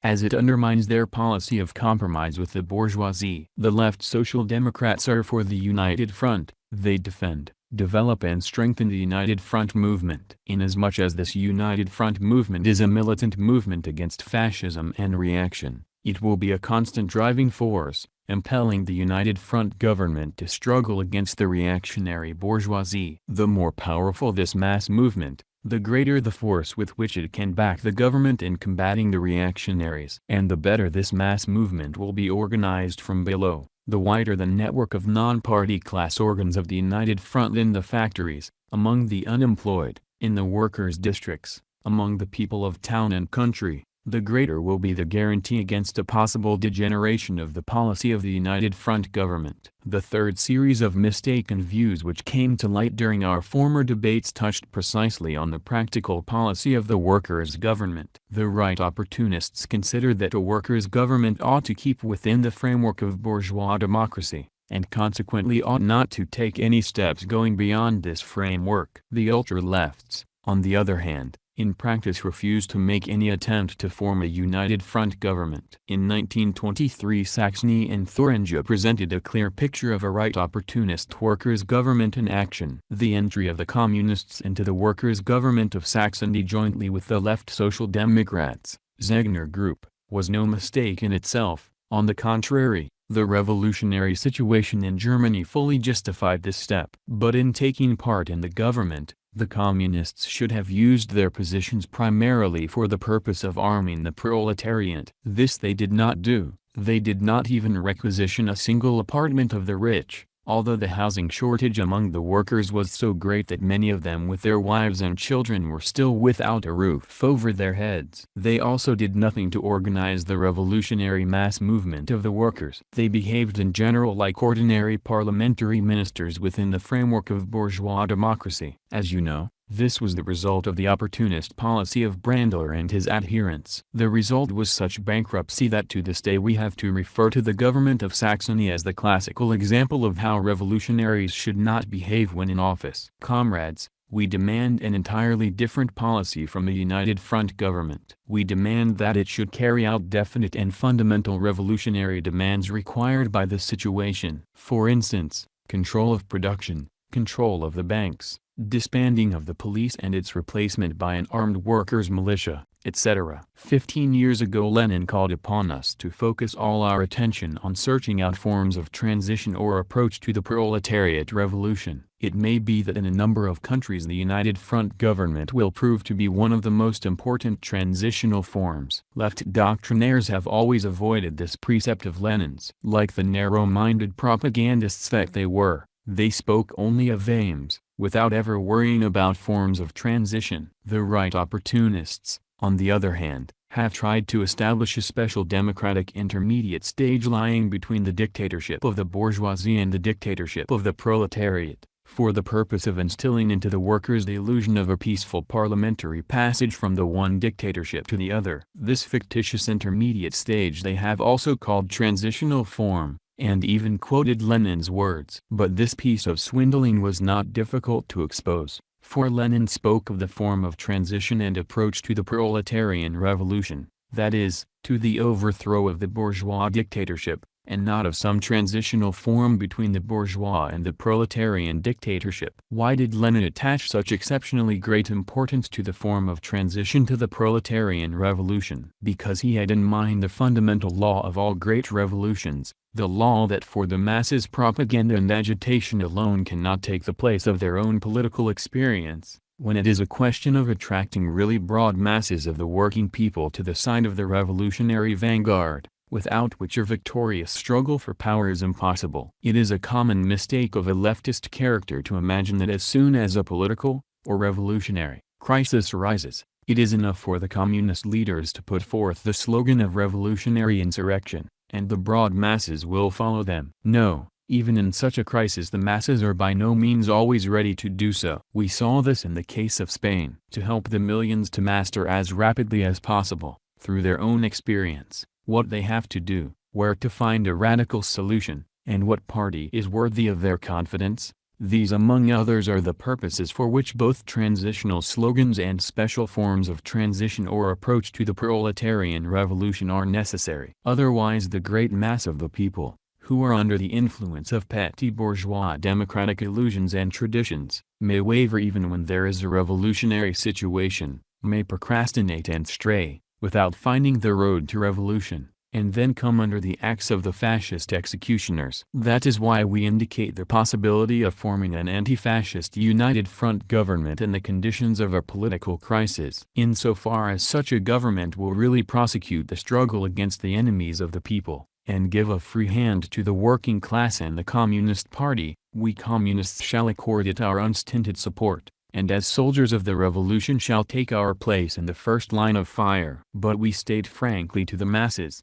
final salvation this government cannot bring. It is not in a position to overthrow the class rule of the exploiters, and for this reason cannot finally remove the danger of fascist counter-revolution. Consequently, it is necessary to prepare for the socialist revolution. In estimating the present development of the world situation, we see that a political crisis is maturing in quite a number of countries. This makes a firm decision by our Congress on the question of a united front government a matter of great urgency and importance. If our parties are able to utilize in a Bolshevik fashion the opportunity of forming a united front government and of waging the struggle for the formation and maintenance in power of such a government, for the revolutionary training of the masses, this will be the best political justification in our policy in favor of the formation of united front governments. The ideological struggle against fascism. One of the weakest aspects of the anti-fascist struggle of our parties is that they react inadequately and too slowly to the demagogy of fascism, and to this day continue to neglect the problems of the struggle against fascist ideology. Many comrades did not believe that so reactionary a brand of bourgeois ideology as the ideology of fascism, which in its stupidity frequently reaches the point of lunacy, would be able to gain any mass influence. This was a serious mistake. The putrefaction of capitalism penetrates to the innermost core of its ideology and culture, while the desperate situation of wide masses of the people renders certain sections of them susceptible to infection from the ideological refuse of this putrefaction. Under no circumstances must we underrate fascism's power of ideological infection. On the contrary, we for our part must develop an extensive ideological struggle based on clear, popular arguments and a correct, well thought out approach to the peculiarities of the national psychology of the masses of the people. The fascists are rummaging through the entire history of every nation so as to be able to pose as the heirs and continuators of all that was exalted and heroic in its past, while all that was degrading or offensive to the national sentiments of the people they make use of as weapons against the enemies of fascism. Hundreds of books are being published in Germany with only one aim: to falsify the history of the German people and give it a fascist complexion. The new-baked National Socialist historians try to depict the history of Germany as if for the past 2,000 years, by virtue of some historical law, a certain line of development had run through it like a red thread, leading to the appearance on the historical scene of a national savior, a messiah of the German people, a certain corporal of Austrian extraction. In these books the greatest figures of the German people of the past are represented as having been fascists, while the great peasant movements are set down as the direct precursors of the fascist movement. Mussolini does his utmost to make capital for himself out of the heroic figure of Garibaldi. The French fascists bring to the fore as their heroine Joan of Arc. The American fascists appeal to the traditions of the American War of Independence, the traditions of Washington and Lincoln. The Bulgarian fascists make use of the national liberation movement of the 70s and its heroes beloved by the people, Vasilevsky, Stefan Karaj and others. Communists who suppose that all this has nothing to do with the cause of the working class, who do nothing to enlighten the masses on the past of their people in a historically correct fashion, in a genuinely Marxist-Leninist spirit, who do nothing to link up the present struggle with the people's revolutionary traditions and past, voluntarily hand over to the fascist falsifiers all that is valuable in the historical past of the nation, so that the fascists may fool the masses. No, comrades, we are concerned with every important question, not only of the present and the future, but also of the past of our own peoples. We communists do not pursue a narrow policy based on the craft interests of the workers. We are not narrow-minded trade union functionaries, or leaders of medieval guilds of handicraftsmen and journeymen. We are the representatives of the class interests of the most important, the greatest class of modern society, the working class, to whose destiny it falls to free mankind from the sufferings of the capitalist system, the class which in 1/6 of the world has already cast off the yoke of capitalism and constitutes the ruling class. We defend the vital interests of all the exploited, toiling strata, that is, of the overwhelming majority in any capitalist country. We communists are the irreconcilable opponents, in principle, of bourgeois nationalism in all its forms. But we are not supporters of national nihilism, and should never act as such. The task of educating the workers and all working people in the spirit of proletarian internationalism is one of the fundamental tasks of every communist party. But anyone who thinks that this permits him, or even compels him, to sneer at all the national sentiments of the broad masses of working people is far from being a genuine Bolshevik, and has understood nothing of the teaching of Lenin on the national question. Lenin, who always fought bourgeois nationalism resolutely and consistently,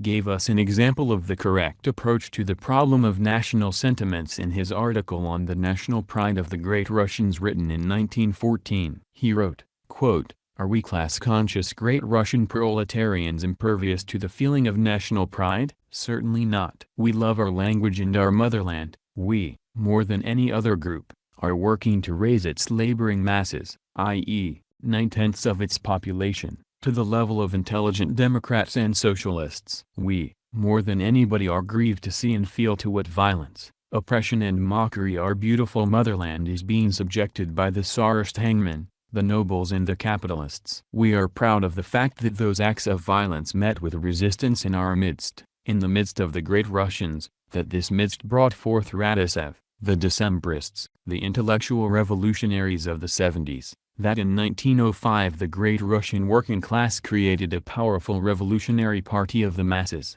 We are filled with national pride because of the knowledge that the Great Russian nation, too, has created a revolutionary class, that it, too, has proved capable of giving humanity great examples of struggle for freedom and for socialism, that its contribution is not confined solely to great pogroms, numerous scaffolds, torture chambers, severe famines and abject servility before the priests, the czars, the landowners and the capitalists. We are filled with national pride, and therefore we particularly hate our slavish past, and our slavish present, in which the same landowners, aided by the capitalists, lead us into war to stifle Poland and the Ukraine, to throttle the democratic movement in Persia and in China, to strengthen the gang of Romanovs, Bobrinskys, Purishkeviches that cover with shame our great Russian national dignity. V. I. Lenin, Collected Works 21-103-4. This is what Lenin wrote on national pride. I think,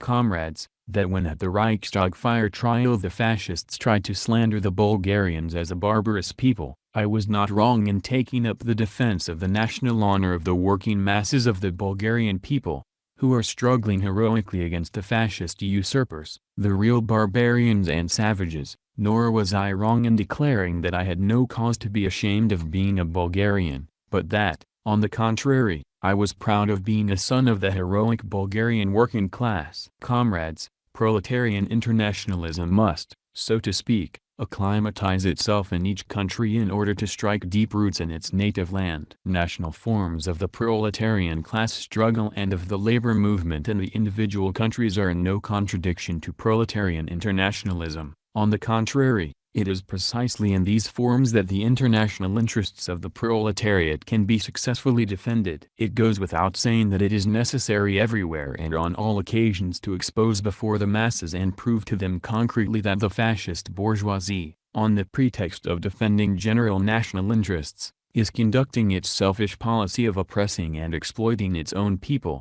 as well as robbing and enslaving other nations. But we must not confine ourselves to this. We must at the same time prove by the very struggle of the working class and the actions of the communist parties that the proletariat, in rising against every manner of bondage and national oppression, is the only true fighter for national freedom and the independence of the people. The interests of the class struggle of the proletariat against its native exploiters and oppressors are not in contradiction to the interests of a free and happy future of the nation. On the contrary, the socialist revolution will signify the salvation of the nation and will open up to it the road to loftier heights. By the very fact of building at the present time its class organizations and consolidating its positions, by the very fact of defending democratic rights and liberties against fascism, by the very fact of fighting for the overthrow of capitalism, the working class is fighting for the future of the nation.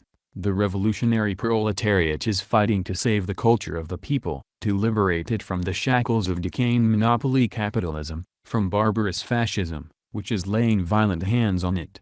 Only the proletarian revolution can avert the destruction of culture and raise it to its highest flowering as a truly national culture, national in form and socialist in content, which is being realized in the Union of Soviet Socialist Republics before our very eyes. Proletarian internationalism not only is not in contradiction to the struggle of the working people of the individual countries for national, social and cultural freedom, but, thanks to international proletarian solidarity and fighting unity, assures the support that is necessary for victory in this struggle. The working class in the capitalist countries can triumph only in the closest alliance with the victorious proletariat of the great Soviet Union. Only by struggling hand in hand with the proletariat of the imperialist countries can the colonial peoples and oppressed national minorities achieve their freedom. The sole road to victory for the proletarian revolution in the imperialist countries lies through the revolutionary alliance of the working class of the imperialist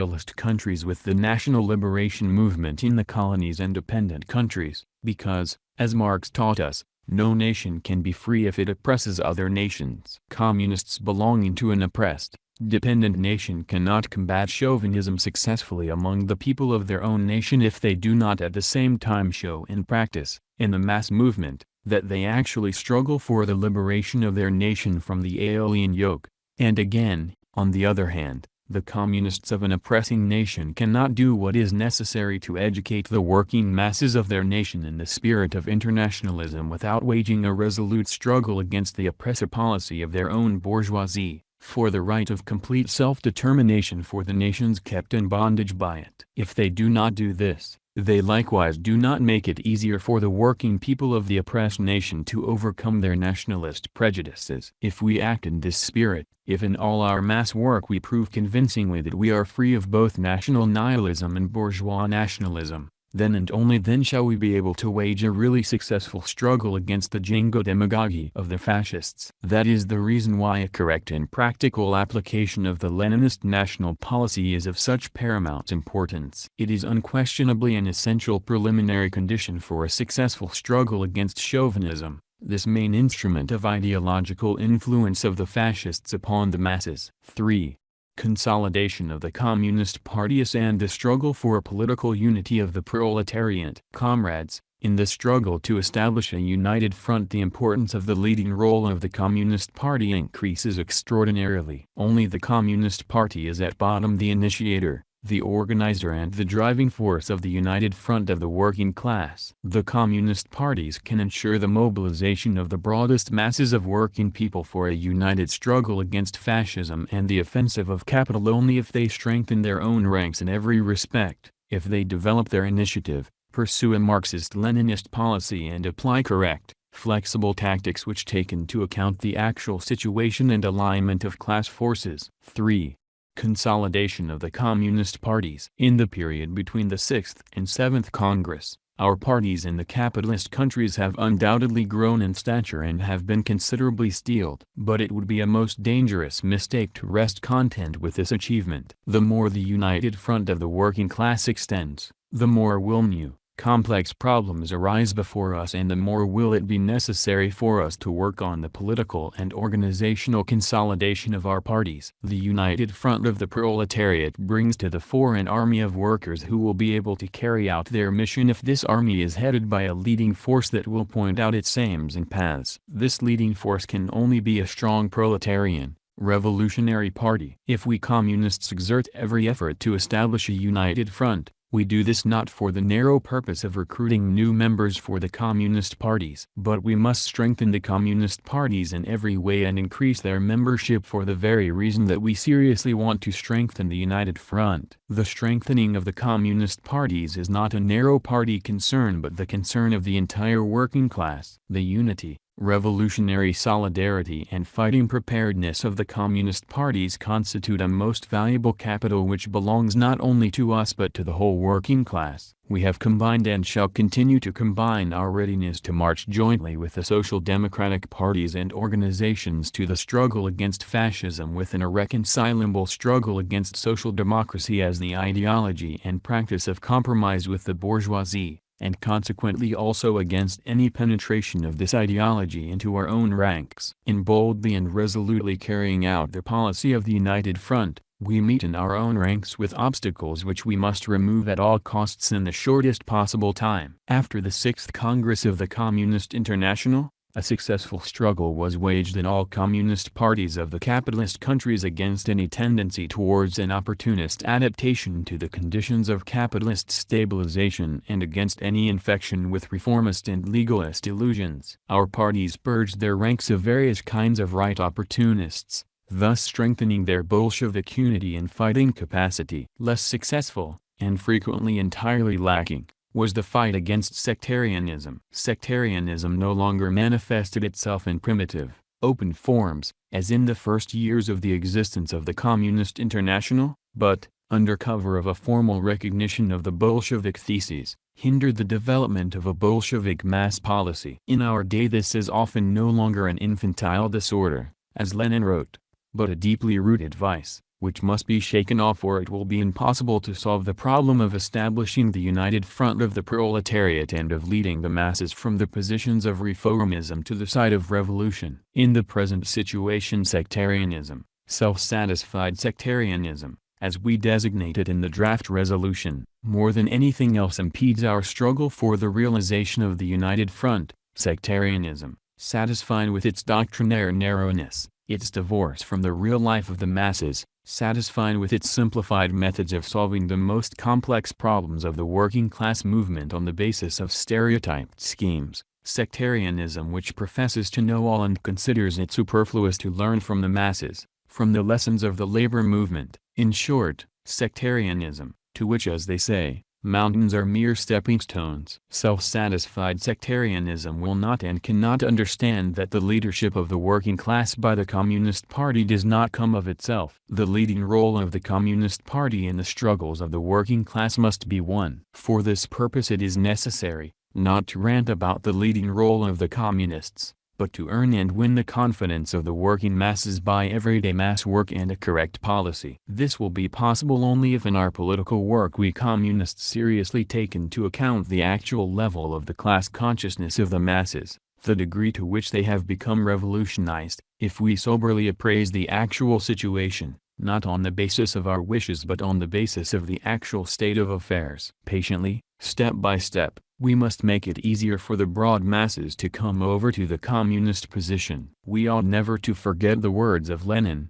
who warns us as strongly as possible, quote, "This is the whole point, we must not regard that which is obsolete for us, as obsolete for the class, as obsolete for the masses." V. I. Lenin, Left-Wing Communism, An Infantile Disorder, New York, 1940, pages 42, Collected Works 3158. Is it not a fact, comrades, that in our ranks there are still quite a few such doctrinaire elements, who at all times and places sense nothing but danger in the policy of the united front? For such comrades the whole united front is one unrelieved peril. But this sectarian sticking to principle is nothing but political helplessness in face of the difficulties of directly leading the struggle of the masses. Sectarianism finds expression particularly in overestimating the revolutionization of the masses, in overestimating the speed at which they are abandoning the positions of reformism, and in attempting to leap over difficult stages and the complicated tasks of the movement.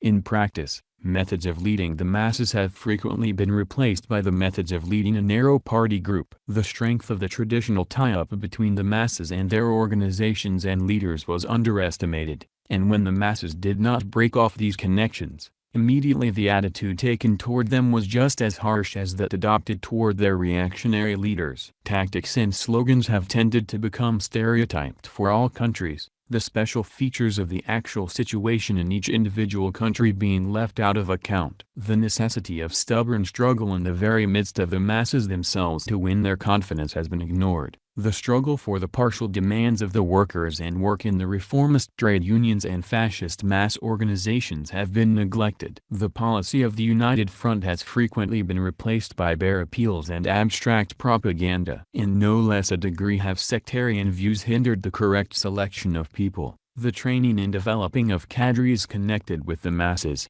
enjoying the confidence of the masses, cadres whose revolutionary mettle has been tried and tested in class battles, cadres capable of combining the practical experience of mass work with a Bolshevik staunchness of principle. Thus sectarianism has to a considerable extent retarded the growth of the communist parties, made it difficult to carry out a real mass policy, prevented our taking advantage of the difficulties of the class enemy to strengthen the positions of the revolutionary movement, and hindered the winning over of the broad masses of the proletariat to the side of the communist parties. While fighting most resolutely to overcome and exterminate the last remnants of self-satisfied sectarianism, we must increase in every way our vigilance toward right opportunism and the struggle against it and against every one of its concrete manifestations, bearing in mind that the danger of right opportunism will increase in proportion as the broad united front develops. Already there are tendencies to reduce the role of the Communist Party in the ranks of the United Front and to effect a reconciliation with social democratic ideology. Nor must we lose sight of the fact that the tactics of the United Front are a method of clearly convincing the social democratic workers of the correctness of the communist policy and the incorrectness of the reformist policy,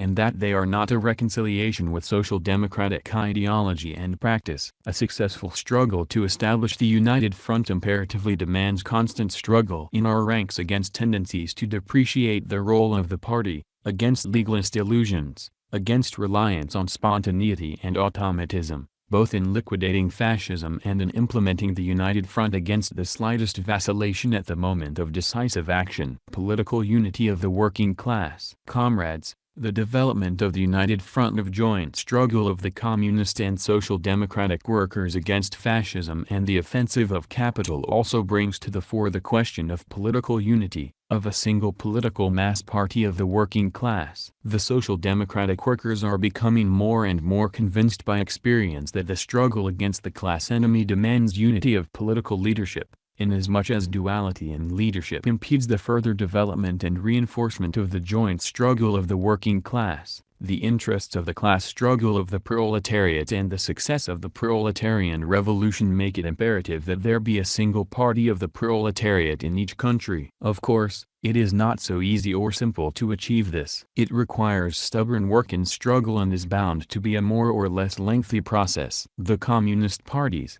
basing themselves on the growing urge of the workers for a unification of the social democratic parties or of individual organizations with the communist parties, must firmly and confidently take the initiative in this unification. The cause of amalgamating the forces of the working class in a single revolutionary proletarian party at the time when the international labor movement is entering the period of closing the split in its ranks, is our cause. But while it is sufficient for the establishment of the united front of the communist and social democratic parties to have an agreement to fight against fascism, the offensive of capital and war, the achievement of political unity is possible only on the basis of a number of certain conditions involving principles. This unification is possible only on the following conditions. First, complete independence from the bourgeoisie and dissolution of the bloc of social democracy with the bourgeoisie. Second, preliminary unity of action. Third, recognition of the revolutionary overthrow of the rule of the bourgeoisie and the establishment of the dictatorship of the proletariat in the form of Soviets sine qua non. Fourth, refusal to support one's own bourgeoisie in an imperialist war. Fifth, building up the party on the basis of democratic centralism, which ensures unity of purpose and action, and which has been tested by the experience of the Russian Bolsheviks. We must explain to the social democratic workers, patiently and in comradely fashion, why political unity of the working class is impossible without these conditions. We must discuss together with them the sense and significance of these conditions. Why is it necessary for the realization of the political unity of the proletariat that there be complete independence from the bourgeoisie and a rupture of the bloc of social democrats with the bourgeoisie? Because the whole experience of the labor movement, particularly the experience of the 15 years of coalition policy in Germany, has shown that the policy of class collaboration, the policy of dependence on the bourgeoisie, leads to the defeat of the working class and to the victory of fascism. And the only true road to victory is the road of a reconcilable class struggle against the bourgeoisie, The road of the Bolsheviks. Why must unity of action be first established as a preliminary condition of political unity? Because unity of action to repel the offensive of capital and of fascism is possible and necessary even before the majority of the workers are united on a common political platform for the overthrow of capitalism, while the working out of unity of views on the main lines and aims of the struggle of the proletariat,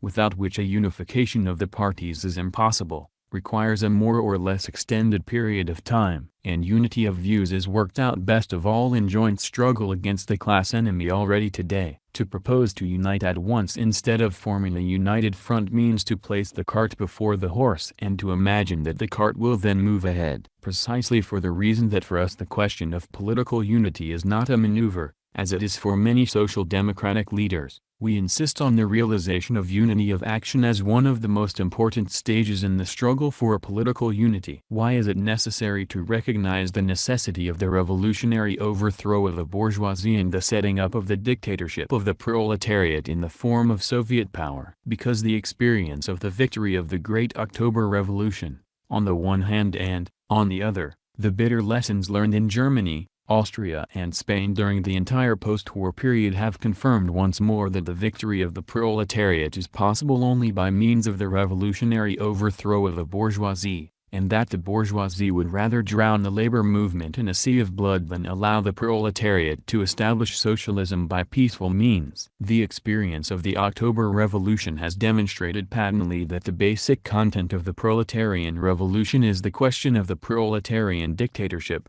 which is called upon to crush the resistance of the overthrown exploiters, to arm the revolution for the struggle against imperialism and to lead the revolution to the complete victory of socialism. To achieve the dictatorship of the proletariat as the dictatorship of the vast majority over an insignificant minority, over the exploiters, and only as such can it be brought about. For this Soviets are needed embracing all sections of the working class, the basic masses of the peasantry and the rest of the working people, without whose awakening, without whose inclusion in the front of the revolutionary struggle, the victory of the proletariat cannot be consolidated. Why is the refusal of support to the bourgeoisie in an imperialist war a condition of political unity? Because the bourgeoisie wages imperialist wars for its predatory purposes, against the interests of the vast majority of the peoples, under whatever guise this war may be waged. Because all imperialists combine their feverish preparations for war with extremely intensified exploitation and oppression of the working people in their own country. Support of the bourgeoisie in such a war means treason to the country and the international working class. Why,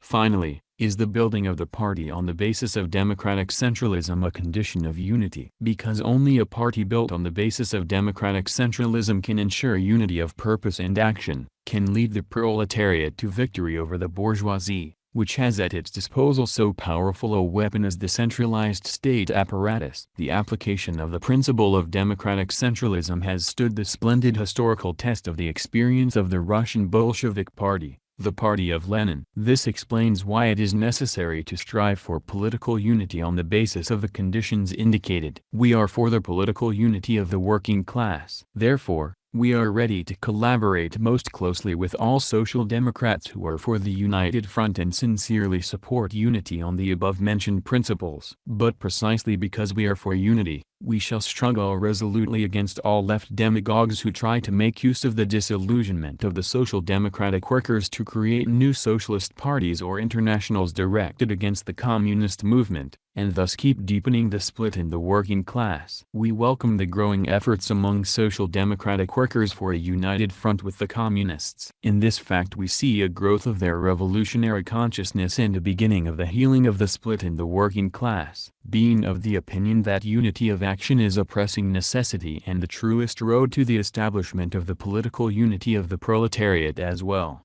we declare that the Communist International and its sections are ready to enter into negotiations with the Second International and its sections for the establishment of the unity of the working class in the struggle against the offensive of capital, against fascism and the menace of an imperialist war. Conclusion. Comrades, I am concluding my report. As you see, taking into account the change in the situation since the Sixth Congress and the lessons of our struggle, and relying on the degree of consolidation already achieved, we are raising a number of questions today in a new way, primarily the question of the united front and of the approach to social democracy, the reformist trade unions and other mass organizations. There are wiseacres who will sense in all this a digression from our basic positions, some sort of turn to the right from the straight line of Bolshevism. Well, in my country, Bulgaria, they say that a hungry hen always dreams of millet. Let those political chickens think so. This interests us little. For it is important that our own parties and the broad masses throughout the world should correctly understand what we are striving for. We would not be revolutionary Marxists, Leninists, worthy pupils of Marx, Engels, and Lenin, if we did not suitably reconstruct our policies and tactics in accordance with the changing situation and the changes occurring in the world labor movement. We would not be real revolutionaries if we did not learn from our own experience and the experience of the masses. We want our parties in the capitalist countries to come out and act as real political parties of the working class, to become in actual fact a political factor in the life of their countries, to pursue at all times an active Bolshevik mass policy and not confine themselves to propaganda and criticism, and bare appeals to struggle for a proletarian dictatorship. We are enemies of all cut and dried schemes. We want to take into account the concrete situation at each moment, in each place, and not act according to a fixed, stereotyped form anywhere and everywhere. Not to forget that in varying circumstances the position of the communists cannot be identical. We want soberly to take into account all stages in the development of the class struggle and in the growth of the class consciousness of the masses themselves, to be able to locate and solve at each stage the concrete problems of the revolutionary movement corresponding to this stage. We want to find a common language with the broadest masses for the purpose of struggling against the class enemy, to find ways of finally overcoming the isolation of the revolutionary vanguard from the masses of the proletariat and all other working people, as well as of overcoming the fatal isolation of the working class itself from its natural allies in the struggle against the bourgeoisie, against fascism. We want to draw increasingly wide masses into the revolutionary class struggle and lead them to the proletarian revolution proceeding from their vital interests and needs as the starting point, and their own experience as the basis. Following the example of our glorious Russian Bolsheviks, the example of the leading party of the Communist International, the Communist Party of the Soviet Union, we want to combine the revolutionary heroism of the German, the Spanish, the Austrian and other communists with genuine revolutionary realism, and put an end to the last remnants of scholastic tinkering with serious political questions. We want to equip our parties from every angle for the solution of the highly complex political problems confronting them. For this purpose we want to raise ever higher their theoretical level, to train them in the spirit of living Marxism-Leninism and not fossilized doctrinarism. We want to eradicate from our ranks all self-satisfied sectarianism, which above all blocks our road to the masses and impedes the carrying out of a truly Bolshevik mass policy. We want to intensify in every way the struggle against concrete manifestations of right opportunism, bearing in mind that the danger from this side will arise precisely in the course of carrying out our mass policy and struggle. We want the communists of every country promptly to draw and apply all the lessons that can be drawn from their own experience as the revolutionary vanguard of the proletariat. We want them as quickly as possible to learn how to sail on the turbulent waters of the class struggle, and not to remain on the shore as observers and registrars of the surging waves in the expectation of fine weather. This is what we want. And we want all of this because only in this way will the working class at the head of all the working people, welded into a million-strong revolutionary army, led by the Communist International, be able to fulfill its historical mission with certainty, to sweep fascism off the face of the earth and, together with it, capitalism. At the close of the report all delegates joined in a lengthy ovation, cheering enthusiastically and singing the revolutionary songs of their countries. End of audiobook. Have a good day.